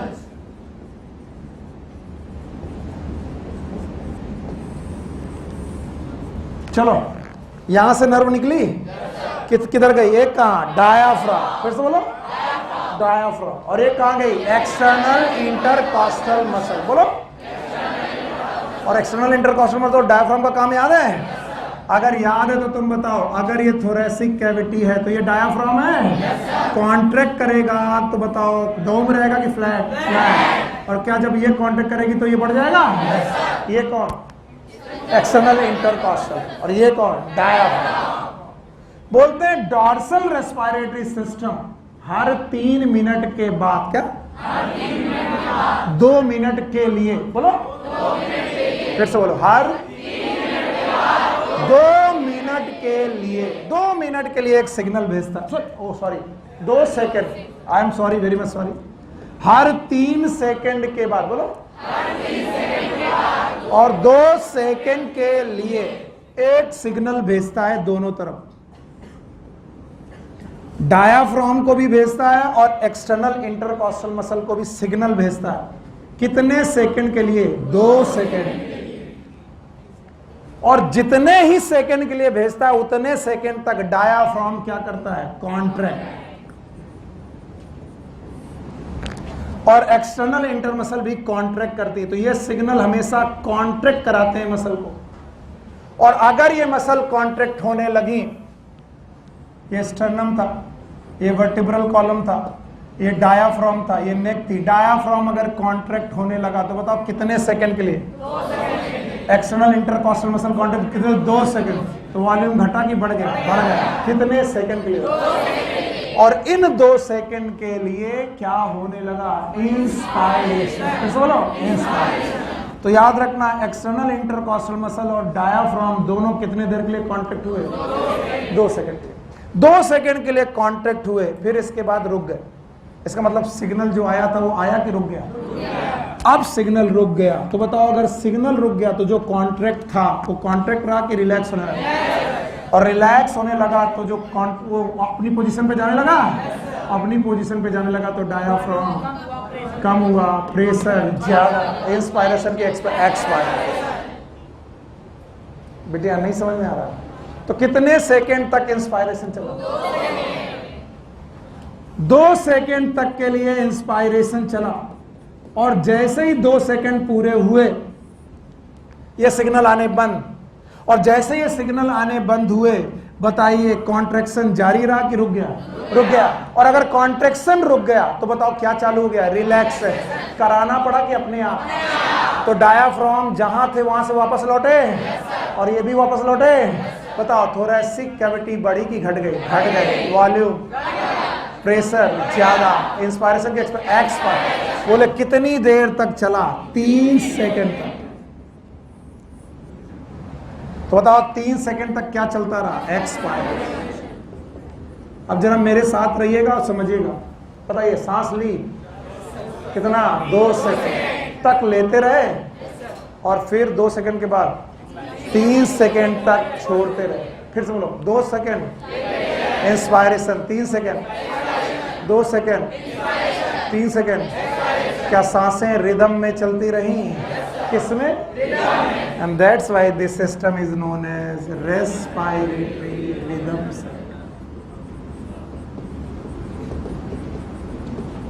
इसलिए आपको पता भी नहीं चलता, और आप सांसों को लय में लेते रहते हैं, रिदम में लेते रहते हैं।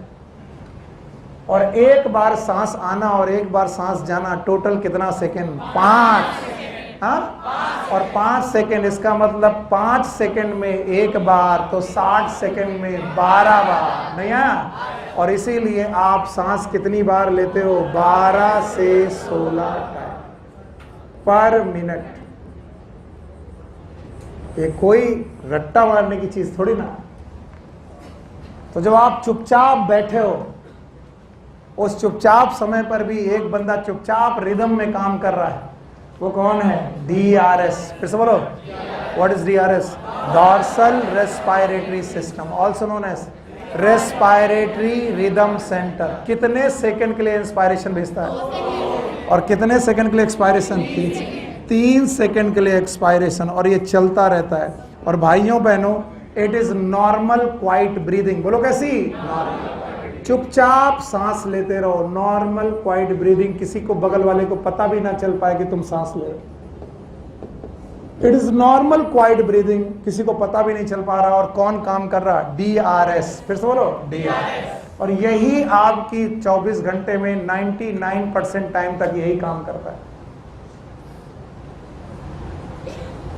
लेकिन कभी कुत्ते ने दौड़ाया है? कभी अनुलोम विलोम किया है? हाँ, ये क्या है?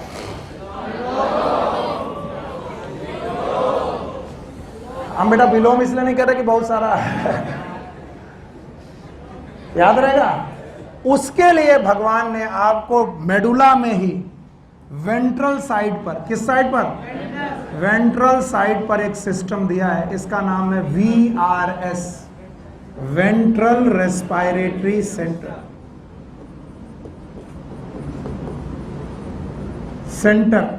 ये NCERT में नहीं है, इसलिए लिख लेना। और वेंट्रल रेस्पिरेटरी सेंट्रल 2 जगह नर्व दे रहा। एक नर्व का नाम है बेटा इंटरनल इंटरकॉस्टल मसल,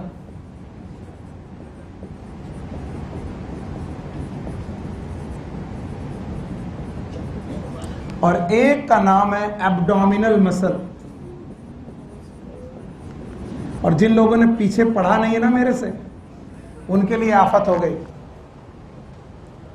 बताओ इस सिस्टम का नाम वेंट्रल रेस्पिरेटरी सिस्टम। ये कभी कभी काम आएगा जब आप फोर्सफुल करेंगे इंस्पायरेशन और फोर्सफुल एक्सपायरेशन। वीआरएस एक नर्व भेजता है डीआरएस को। ना समझो तो ना समझो और मरो। वीआरएस को, और जब वीआरएस की बात सुननी पड़ती है तो डीआरएस थोड़ा ज्यादा पावर से काम करता है।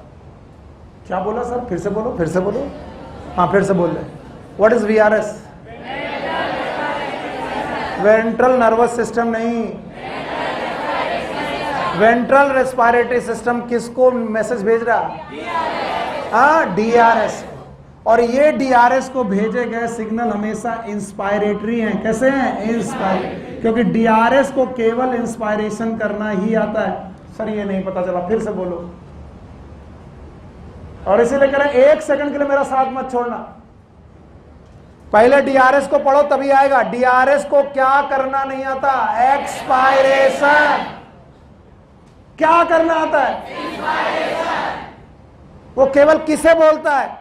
External intercostal. और कि तुम क्या करो? कॉन्ट्रैक्ट। क्या करो?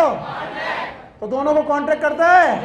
कितने सेकंड के लिए? 2 सेकंड। तो बताओ डीआरएस अगर ऑर्डर देता है तो कॉन्ट्रैक्शन के ऑर्डर देता है कि रिलैक्शन के? कॉन्ट्रैक्शन के। अगर कॉन्ट्रैक्शन का ऑर्डर गया तो क्या होगा? इंस्पायरेशन। और ऑर्डर आना बंद तो क्या हुआ? तो डीआरएस क्या नहीं करवाता? क्या करवाता है? इसलिए इंस्पायरेशन इज एक्टिव और एक्सपायरेशन इज पैसिव। मैंने इसीलिए बोला था एक्सपायरेशन के लिए कोई मसल नहीं। नींद आ रही गुरु? अब कैसे कह दो कि हाँ आ रही? आप सुनो, अगर इनका काम केवल इंस्पायरेशन है तो अगर वीआरएस ने इनको कोई मैसेज भेजा है तो बोले हमको तो एक ही काम आता है। लेकिन तुमने भेजा है और तुमको बोलते हैं लोग फोर्सफुल। क्या बोलते हैं? फोर्सफुल। तो अब तुम्हारे सिग्नल को अगर मैंने माना तो मेरा सिग्नल जो यहां से चलेगा वो नॉर्मल होगा कि फोर्सफुल? यानी कि एक्सटर्नल इंटरकॉस्टल मसल कम कांटेक्ट होगी कि ज्यादा? डायफ्राम कम की ज्यादा? तो इंस्पायरेशन कम की ज्यादा? ज्यादा। इसका मतलब मैं क्या करने लगूंगा? Forceful inspiration. नहीं आया साहब। बेटिया देखो ना, ध्यान दिया, छोड़ा तो गया काम से। वीआरएस जब भी सिग्नल भेजेगा कैसे भेजेगा? फोर्सफुल। और वीआरएस ने सिग्नल किसको भेजा? डीआरएस। और डीआरएस कहता है हमें केवल सिग्नल किसे देने आते हैं? डायफ्राम और एक्सटर्नल इंटर। अगर आप मुझे सिग्नल ना भेजते तो मेरा रिदम सेट था। मेरा रिदम 2 सेकंड के लिए, 3 सेकंड के लिए, 2 सेकंड के लिए, 3 सेकंड के लिए। अचानक तुम्हें याद आया कि तुम्हें करना है। Please don't mimic. सांस का लय पकड़िए। दिस इज नॉर्मल और फोर्सफुल। इसका मतलब डायाफ्राम को मुझे ज्यादा कॉन्ट्रैक्ट कराना है और एक्सटर्नल इंटरकॉस्टल मसल को भी ज्यादा। Now it is forceful inspiration, forceful expiration, forceful expiration. ये काम डीआरएस कौन करवाएगा? वीआरएस कहेगा डीआरएस से कि मैंने तुम्हें सिग्नल भेजे हैं, तुम अपने सिग्नल स्मॉल रखो कि मतलब हैवी। अगर हैवी हुआ तो डायाफ्राम कांटेक्ट थोड़ा ज्यादा होगा और एक्सटर्नल इंटरकॉस्टल मसल भी थोड़ा कांटेक्ट ज्यादा करेगी। तो बताओ क्या होगा? फोर्सफुल। अब जरा मुझे बताइएगा, जितने लोगों ने सुना है बताओ मेरे प्रोसेस का नाम। ये क्या है? Forceful expiration, normal expiration. ये क्या? ये क्या? तो हर बार फोर्सफुल इंस्पायरेशन के बाद फोर्सफुल एक्सपायरेशन हो ये जरूरी नहीं है। तो लोग सोचते हैं फोर्सफुल इंस्पायरेशन किया तो अब एक्सपायरेशन भी फोर्सफुल होगा, जरूर नहीं। देखो नॉर्मल फोर्सफुल, तो बोलते हैं फोर्सफुल इंस्पायरेशन के बाद नॉर्मल एक्सपायरेशन तो यही सेंटर कर देगा। लेकिन अगर मुझे क्या कराना हो, फोर्सफुल एक्सपायरेशन, फोर्सफुल एक्सपायरेशन कराना हो तो मुझे डीआरएस की मदद नहीं लेनी, खुद वीआरएस किसे भेजेगा, इंटरनल इंटरकॉस्टल मसल और एब्डोमिनल। तो बताओ एब्डोमिनल मसल पुश करेगी, डायाफ्राम कम जाएगा ऊपर की ज्यादा ज्यादा, और इंटरनल इंटरकॉस्टल मसल कांटेक्ट करेगी, थोरैसिक कैविटी कोलैप्स होगी, कोलैप्स होगी तो वॉल्यूम और कम, प्रेशर और ज्यादा, और एक्सपायरेशन और ज्यादा। तो बताओ कौन है जो एक्सपायरेटरी सिग्नल भेजता है, वीआरएस। इसीलिए मैंने पढ़ाया था नॉर्मल एक्सपायरेशन के लिए कोई मसल और फोर्सफुल एक्सपायरेशन के लिए कितनी मसल, दो।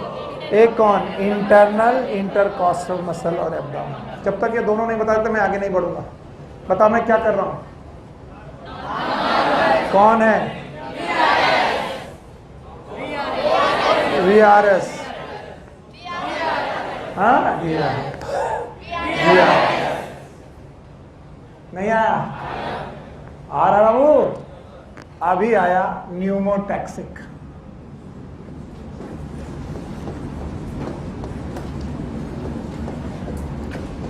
बिना चैप्टर खत्म किए छोड़ूंगा नहीं मैं, और इसलिए जिसको भी रुक जाना हो कहीं पर भी मुझसे बोलेगा नहीं, चुपचाप बैग उठाएगा निकल जाएगा। एंड द न्यूमोटैक्सिक नाम से ही मतलब है टैक्सिक, टैक्सिक का मतलब होता है फास्ट।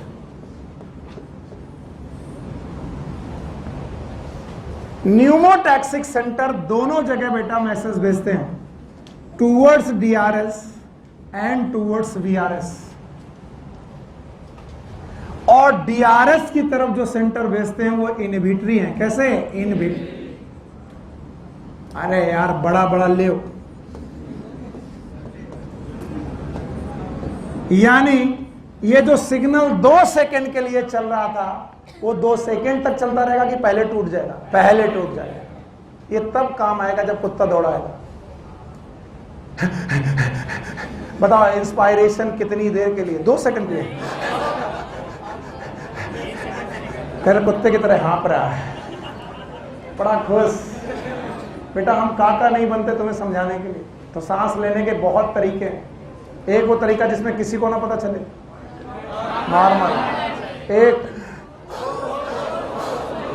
कुत्ते ने दौड़ा है, इसका मतलब इंस्पायरेटर सिग्नल 2 सेकंड के लिए चलेगा नहीं, इसका मतलब सिग्नल चलेगा फास्ट, स्लो की फास्ट, फास्ट। किसने किया, न्यूमो।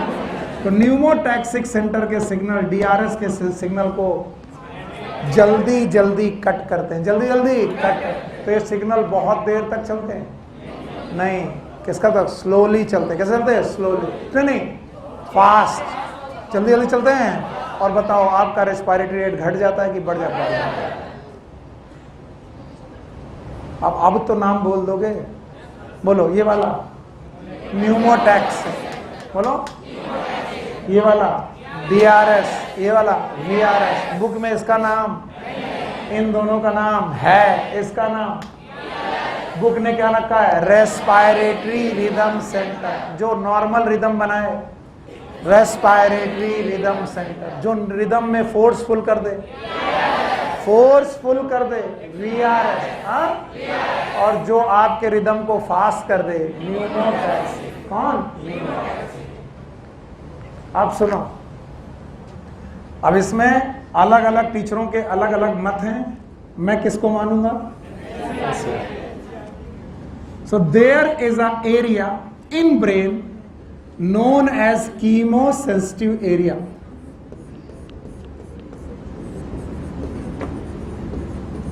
मैं एनसीईआरटी की लॉ करके चल रहा हूं।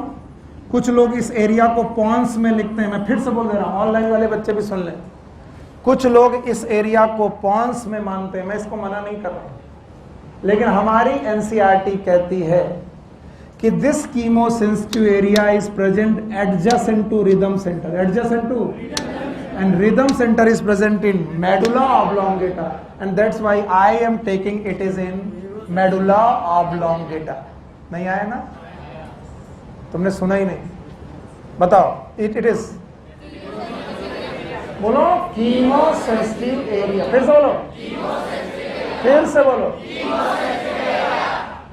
Present adjacent to respiratory rhythm center, and hence it is present in medulla oblongata, and that's why I am taking it is into medulla oblongata. There are some teacher, और real है वो, गलत नहीं है, पुरानी किताबें बोलती हैं कि इस कीमोसेंसिटिव एरिया का कुछ पार्ट कहाँ होता है, पास, पर हमारी एनसीईआरटी क्या बोलती है, they are present adjacent to rhythm centre, and that's why I am taking it in medulla oblongata.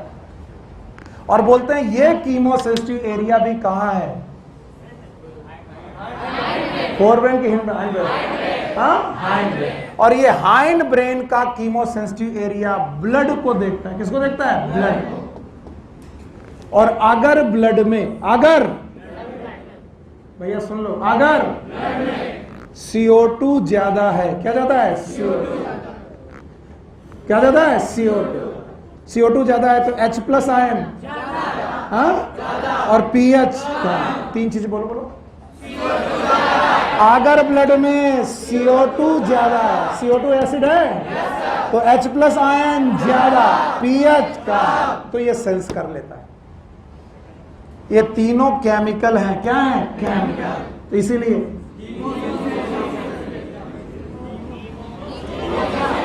कौन सा एरिया, तो ब्रेन कहता है कि हे ब्लड तुम कहां से आ रहे हो, बोले हम तो ब्लड हैं हमारे हार्ट से. तो बोले तुम अगर हमारे पास आ रहे हो तो आर्टरी ने भेजा होगा. बोले हाँ सर आर्टरी ने भेजा.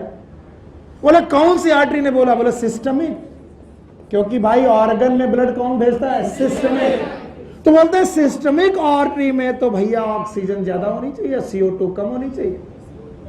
यस और नो, क्योंकि सिस्टमिक आर्टरी में ब्लड कहां से आता है, लंग्स से. फिर बोलो, और जो लंग्स से ब्लड आया है वो उसमें ऑक्सीजन कम होनी चाहिए, ज्यादा, और CO2 कम. पर जो बेटा ब्लड आया उसमें क्या ज्यादा है, CO2. तो इस एरिया ने कहा इसका मतलब लंग सही से काम, इसको जला देते हैं. हम ही बेटा परेशान है तुम्हें समझाने के लिए, और कुछ नहीं.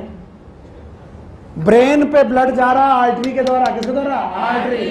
आर्टरी हमेशा ऑक्सीजनेटेड ब्लड लेके जाती है, कैसा, ऑक्सीजनेटेड. और ऑक्सीजनेटेड ब्लड में CO2 होनी चाहिए कम. ऑक्सीजन छोड़ दो, ऑक्सीजन की बात ही मत करो, CO2 क्या होनी चाहिए, कम. और यहाँ CO2 क्या है, ज्यादा. इसका मतलब आने वाले ब्लड में CO2 ज्यादा. इसका मतलब लंग ने काम सही नहीं किया. इसका मतलब सही से एक्सचेंज ऑफ गैसेज नहीं. इसका मतलब ब्रीदिंग में कुछ गड़बड़ी. तो कीमोसेंसिटिव एरिया इस बात को सेंस कर लेता, किसको, CO2 को ज्यादा होने को, H प्लस आयन को ज्यादा होने को, pH को कम होने को. और जैसे ही वो सेंस करता है कि ये सब है, वो DRS से कहता है, किससे कहता है, DRS, कि गुरु जो इंस्पायरेशन चल रहा उसमें गैस बराबर जा नहीं रही है. तो फिर DRS कहता फिर क्या करें, तो कहता कुछ नेसेसरी एडजस्टमेंट करो. कहता करते हैं, बोलो सिग्नल भेजो स्ट्रॉन्ग, कैसे, एंड डीप, एंड डीप. सीख देखो व्हाट इट इज, सिग्नल कैसे है, स्ट्रॉन्ग. इंस्पायरेशन काफी देर के लिए और ज्यादा देर के लिए. इट इज, बदतमीजी मत करो, हम कर रहे हैं, हमको करने दो. एक घंटा आप मारेंगे तो 6 दिन दिखाई नहीं पड़ोगे यहां. तो जब भी आपको जम्हाई आ रही है उसमें किसका रोल है, कीमोसेंसिटिव एरिया. अचानक बैठे बैठे आपके पूरे ब्लड में ऑक्सीजन की नहीं, CO2 की अधिकता हो गया. ऑक्सीजन की बात मत करो, CO2 की. अब ये CO2 की अधिकता वाला ब्लड कहां गया, ब्रेन. ब्रेन ने कहा ये तो गड़बड़ हो रहा, बच्चे को CO2 ज्यादा मिल रही है, इससे कहो कि O2 ज्यादा ले. तो O2 कैसे ज्यादा ले, इंस्पायरेशन बढ़ा दे. क्या बढ़ा दे, इंस्पायर. तो किसने बोला, कीमोसेंसिटिव एरिया. किससे बोला, DRS, कि भैया आप इंस्पायरेशन के सिग्नल कैसे करो, डीप एंड स्ट्रॉन्ग. अब देखना यहां पर भी सिग्नल थे, इसने जो सिग्नल भेजे थे वो फास्ट भेजे थे, इसने भेजे थे डीप। तो बताओ, अब बताओ सारे सिस्टम जोड़ के बताना, बताओ ये कौन है? नॉर्मल, नॉर्मल हो गया। अच्छा VRS न्यूमोटैक्स। मजाक लग रहा बिटिया, ये सब ना करें तो तुम्हें कभी ना आ पाएगा किस सेंटर का क्या काम है। तो कीमो सेंसिटिव एरिया किसे डिटेक्ट करता है? ऑक्सीजन को कि CO2 को? CO2। और किसको? H+ को। और किसको? pH। क्या ज्यादा? क्या ज्यादा? H+। क्या कम? pH। कौन एक्टिव? कहां पर है? मेडुला ऑब्लिंग। कुछ बुक लिखती हैं न्यूमोटैक्स, 5 में भी है, पर बेटा हमारी NCERT क्या लिखती है? Near the DRS।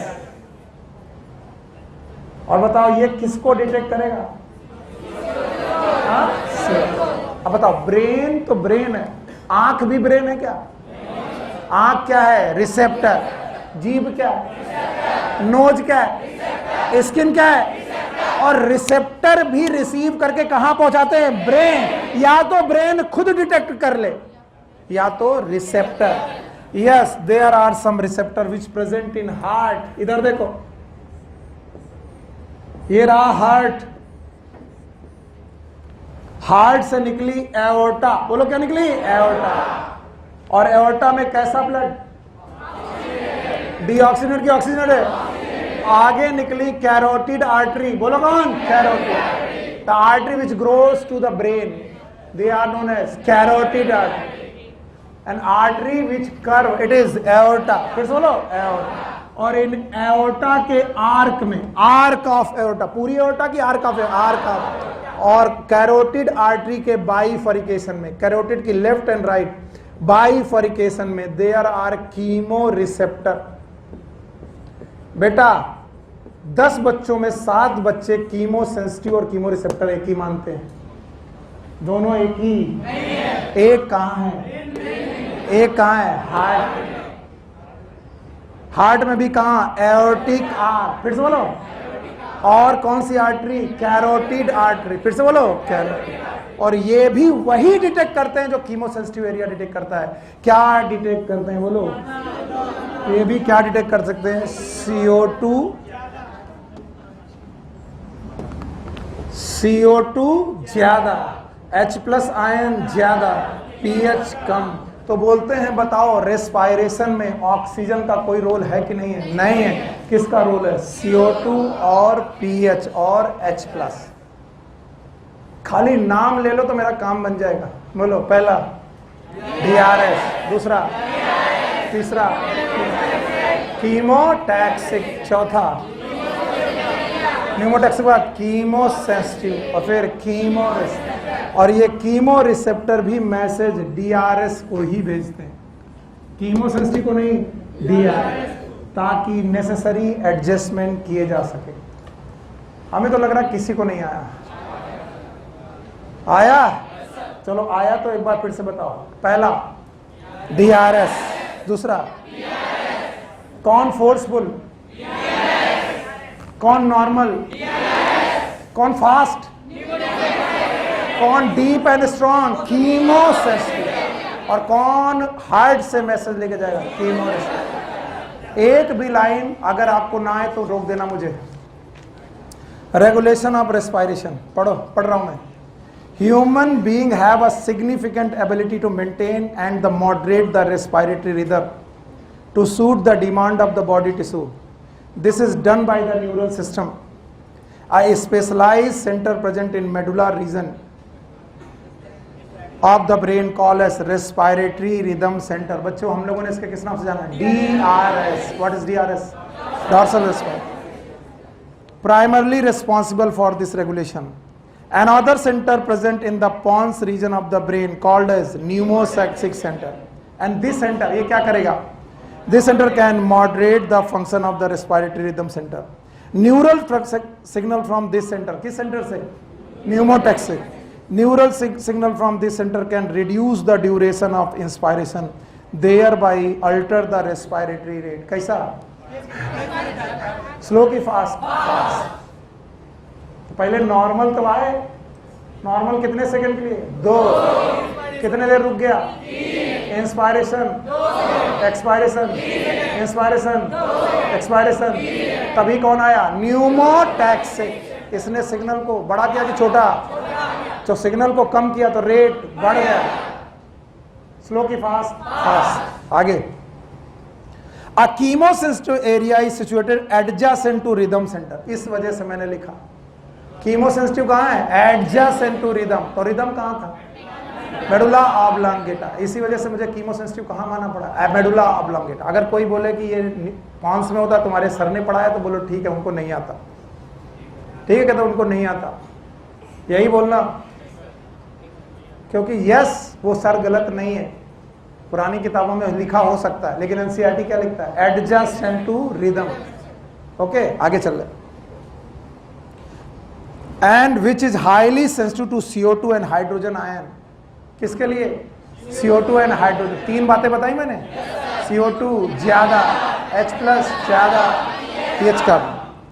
Increase in these substance can activate this center, which in turn can signal the rhythm center to make necessary adjustment। याद है necessary adjustment? कैसा?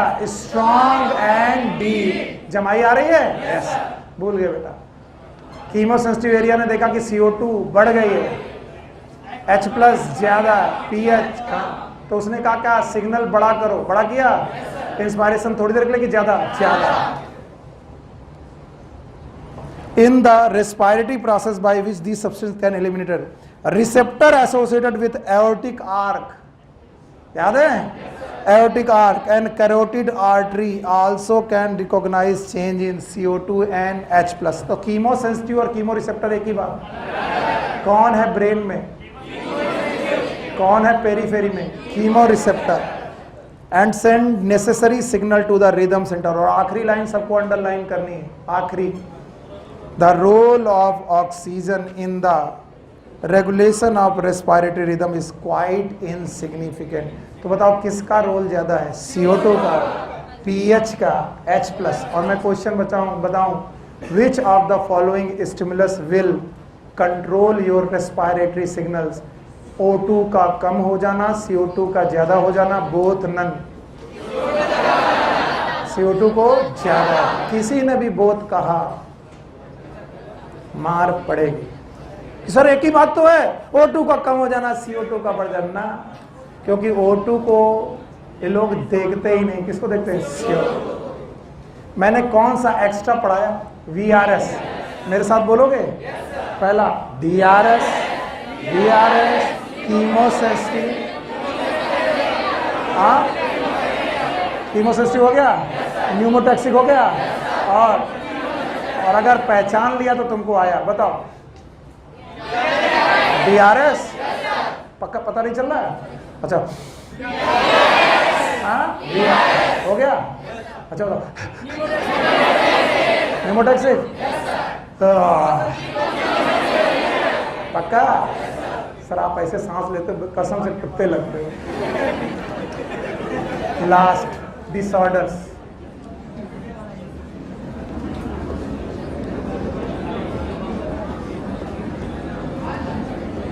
Respiratory system.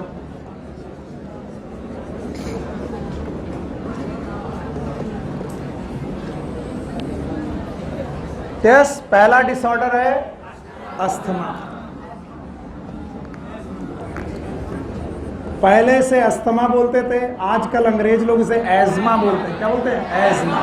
पर हम बदस्तूर इसे दमा बोलते आए हैं, दमा बोलते रहेंगे। सांस की बीमारी ये भी बोलते आए हैं, दमा, सांस की बीमारी, अस्थमा, यही सब हम बोलते आए। लेकिन आजकल इसका नाम हो चुका है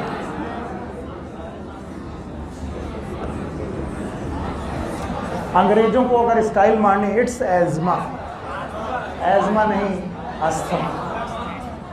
ये एक एलर्जिक डिसीज है। जब आपको एलर्जी होगी तब ये डिसीज होगी। एलर्जी के दौरान मास्ट सेल बेटा एक्टिवेट हो जाते हैं। मास्ट सेल से हिस्टामिन निकलता है। क्या निकलता है? हिस्टामिन। इसके अलावा सेरोटोनिन निकलता है। क्या निकलता है? सेरोटोनिन। यही हिस्टामिन और सेरोटोनिन आपकी ट्रैकिया और ब्रोंकाई को कॉन्स्ट्रिक्ट करते हैं। ये ब्लड वेसल है कि बेटा ये ब्लड वेसल नहीं है, ये क्या है? ट्रैकिया और bronchi.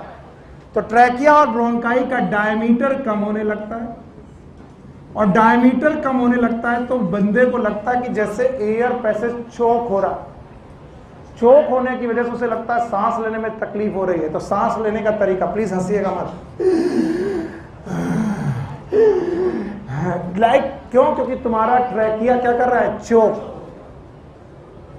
Just because choking of trachea is known as broncho constriction. Bronchi का कॉन्स्ट्रिक्शन।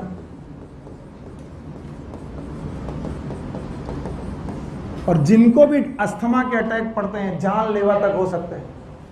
और इस तरीके की सांस का आना, शान, इस तरीके की सांस का चलना एक स्पेशल आवाज पैदा करता है। It is known as wheezing. Wheezing. और तुमको हर एक चीज बतानी चाहिए कि ऐसा क्यों हुआ। क्यों हुआ? क्योंकि trachea, bronchi, secondary bronchi, primary और सेकेंडरी ब्रोंकाई क्या हो गए? कॉन्स्ट्रिक्ट। और जो कॉन्स्ट्रिक्ट हो गए तो एयर आने और एयर जाने में अवरोध उत्पन्न हुआ। अवरोध का मतलब रेजिस्टेंस। बोलो क्या? रेजिस्टेंस। तो सांस लेने में क्या बढ़ गया? रेजिस्टेंस। और रेजिस्टेंस बढ़ा तो एयर टकराने लगी, और एयर टकराने की वजह से आवाज आई, नाम है व्हीजिंग। और इसीलिए इनहेलर लेना पड़ता है। और जैसे ही इनहेलर लिया वैसे ब्रोंको डायलेशन हो जाएगा। क्या हो जाएगा? Bronchodilation. आपकी जो ब्रोंकाई है वो डायलेट हो जाएंगी और एयर आना जाना आराम से हो जाएगा। बीमारी का नाम? किसी बैक्टीरिया से, वायरस से, किससे होती है? एलर्जी। इसीलिए जिस भी चीज की एलर्जी है उससे बचना चाहिए। हो सकता है इस क्लास में बैठे हुए कुछ बच्चों को अस्थमिक अटैक कभी ना कभी पड़े हों, और हो सकता है ना भी पड़े हों, लेकिन याद रखना ज्यादातर शहरों में रहने वाले लोगों को अस्थमा अटैक के चांसेस ज्यादा, क्योंकि उनमें एलर्जिक रिएक्शन की चांसेस ज्यादा। और ये इतना पेनफुल होता है भाई साहब कि आप देख नहीं सकते हो। इसलिए जब भी कहीं कोई ऐसा मिले, एड्रेनालिन, क्या? ब्रोंको डायलेशन के लिए, याद रहे। या फिर रेस्पिरेटरी में अस्थालीन, नाम सुने हो? ऐसी गोलियां खिला देना या फिर उसको इनहेलर दे देना ताकि उसकी ब्रोंको डायलेशन होने लगे। अस्थालीन अस्थमा की बहुत प्रॉपर दवा है। अस्थालीन। ऐसा नहीं कि देख रहे ये क्या हो रहा, ये क्या हो रहा, लगता है मर जाएगा। अरे मर नहीं जाएगा, दौड़ के जाओ, अस्थालीन गोली लाओ, अस्थमा के लिए खिला दो। डेरीफाइलिन ये गोलियां हैं। ये अक्सर आपको ट्रेन में चलते हुए किसी को हो सकता है, बस में चलते हुए किसी को होता है। तो ज्यादातर लोगों को मालूम नहीं होता करना क्या है। क्या करना है? तुरंत अस्थालीन या डेरीफाइलिन या फिर कोई भी स्टेरॉइड। कोई भी स्टेरॉइड दुनिया में बहुत है, बेटनीसॉल, डेकाड्रान, डेक्सोना, बेटनीनॉल, कोई भी स्टेरॉइड। भैया उसे बोलो कोई भी स्टेरॉइड दो। स्टेरॉइड देते ही ब्रोंको डायलेशन। ओके, ये किसी भी देख सकते हो, हटा दे रहे। परमानेंट नहीं होता, जब एलर्जी होगी तब होगा। अगर तुम्हें पॉलन से एलर्जी है, पार्थीनियम नाम सुने हो? कैरेट ग्रास, तो जब इसके पॉलन ग्रेन बनेंगे, पॉलन ग्रेन हमेशा बनेंगे, तो एक मौसम में पॉलन ग्रेन बनेंगे और इस पॉलन ग्रेन के मौसम में तुम बाहर निकले, एलर्जी चालू। इसलिए कुछ लोग फूलों से के पास जा नहीं पाते। फूलों के पास गए, पॉलन अंदर गए और उनको खांसी चालू, एंड दैट खांसी is nothing, it is asthma. हटा दें। चलो, और अगली बीमारी शाम तुम्हारे लिए, एम्फाइसेमा।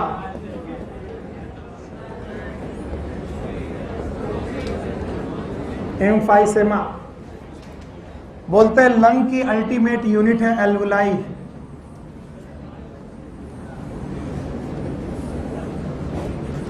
और बोलते हैं एल्वुलाई बॉडी में, लंग्स में जितनी ज्यादा सरफेस एरिया उतनी ज्यादा। तो आपकी लंग का सरफेस एरिया जितना ज्यादा, एक्सचेंज ऑफ गैसेस उतना अच्छा, और एक्सचेंज ऑफ गैसेस जितना अच्छा, आपका स्वास्थ्य उतना अच्छा। तो हर बच्चे को भगवान ने खूब सारी एल्वुलाई दे करके भेजी हैं, लेकिन कुछ सांड जैसे बच्चे हैं जो यहां पर आते ही ये करने लगते हैं, बोलो क्या, सिगरेट स्मोकिंग। और जैसे ही सिगरेट स्मोकिंग करते हैं, एल्वुलाई की बीच वाली वॉल रप्चर होने लगती है। रप्चर होने की वजह से इनका सरफेस एरिया बढ़ता है कि घट जाता है? सरफेस एरिया घट जाने से एक्सचेंज ऑफ गैसेस बिगड़ जाते हैं, एंड दैट बीमारी इज नोन एज एम्फाइसेमा।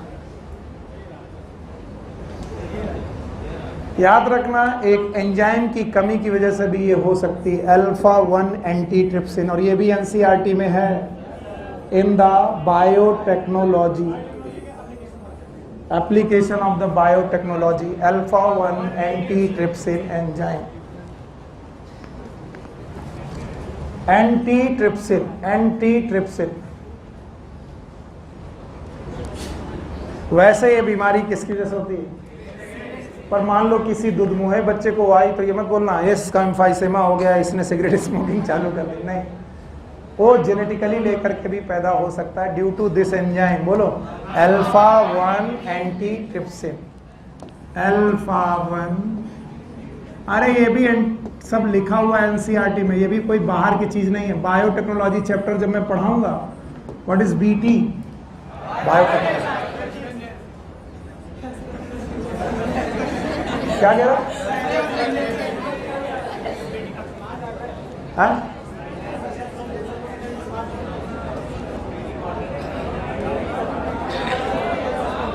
क्या लिखा है? बोलो बोलो कुछ।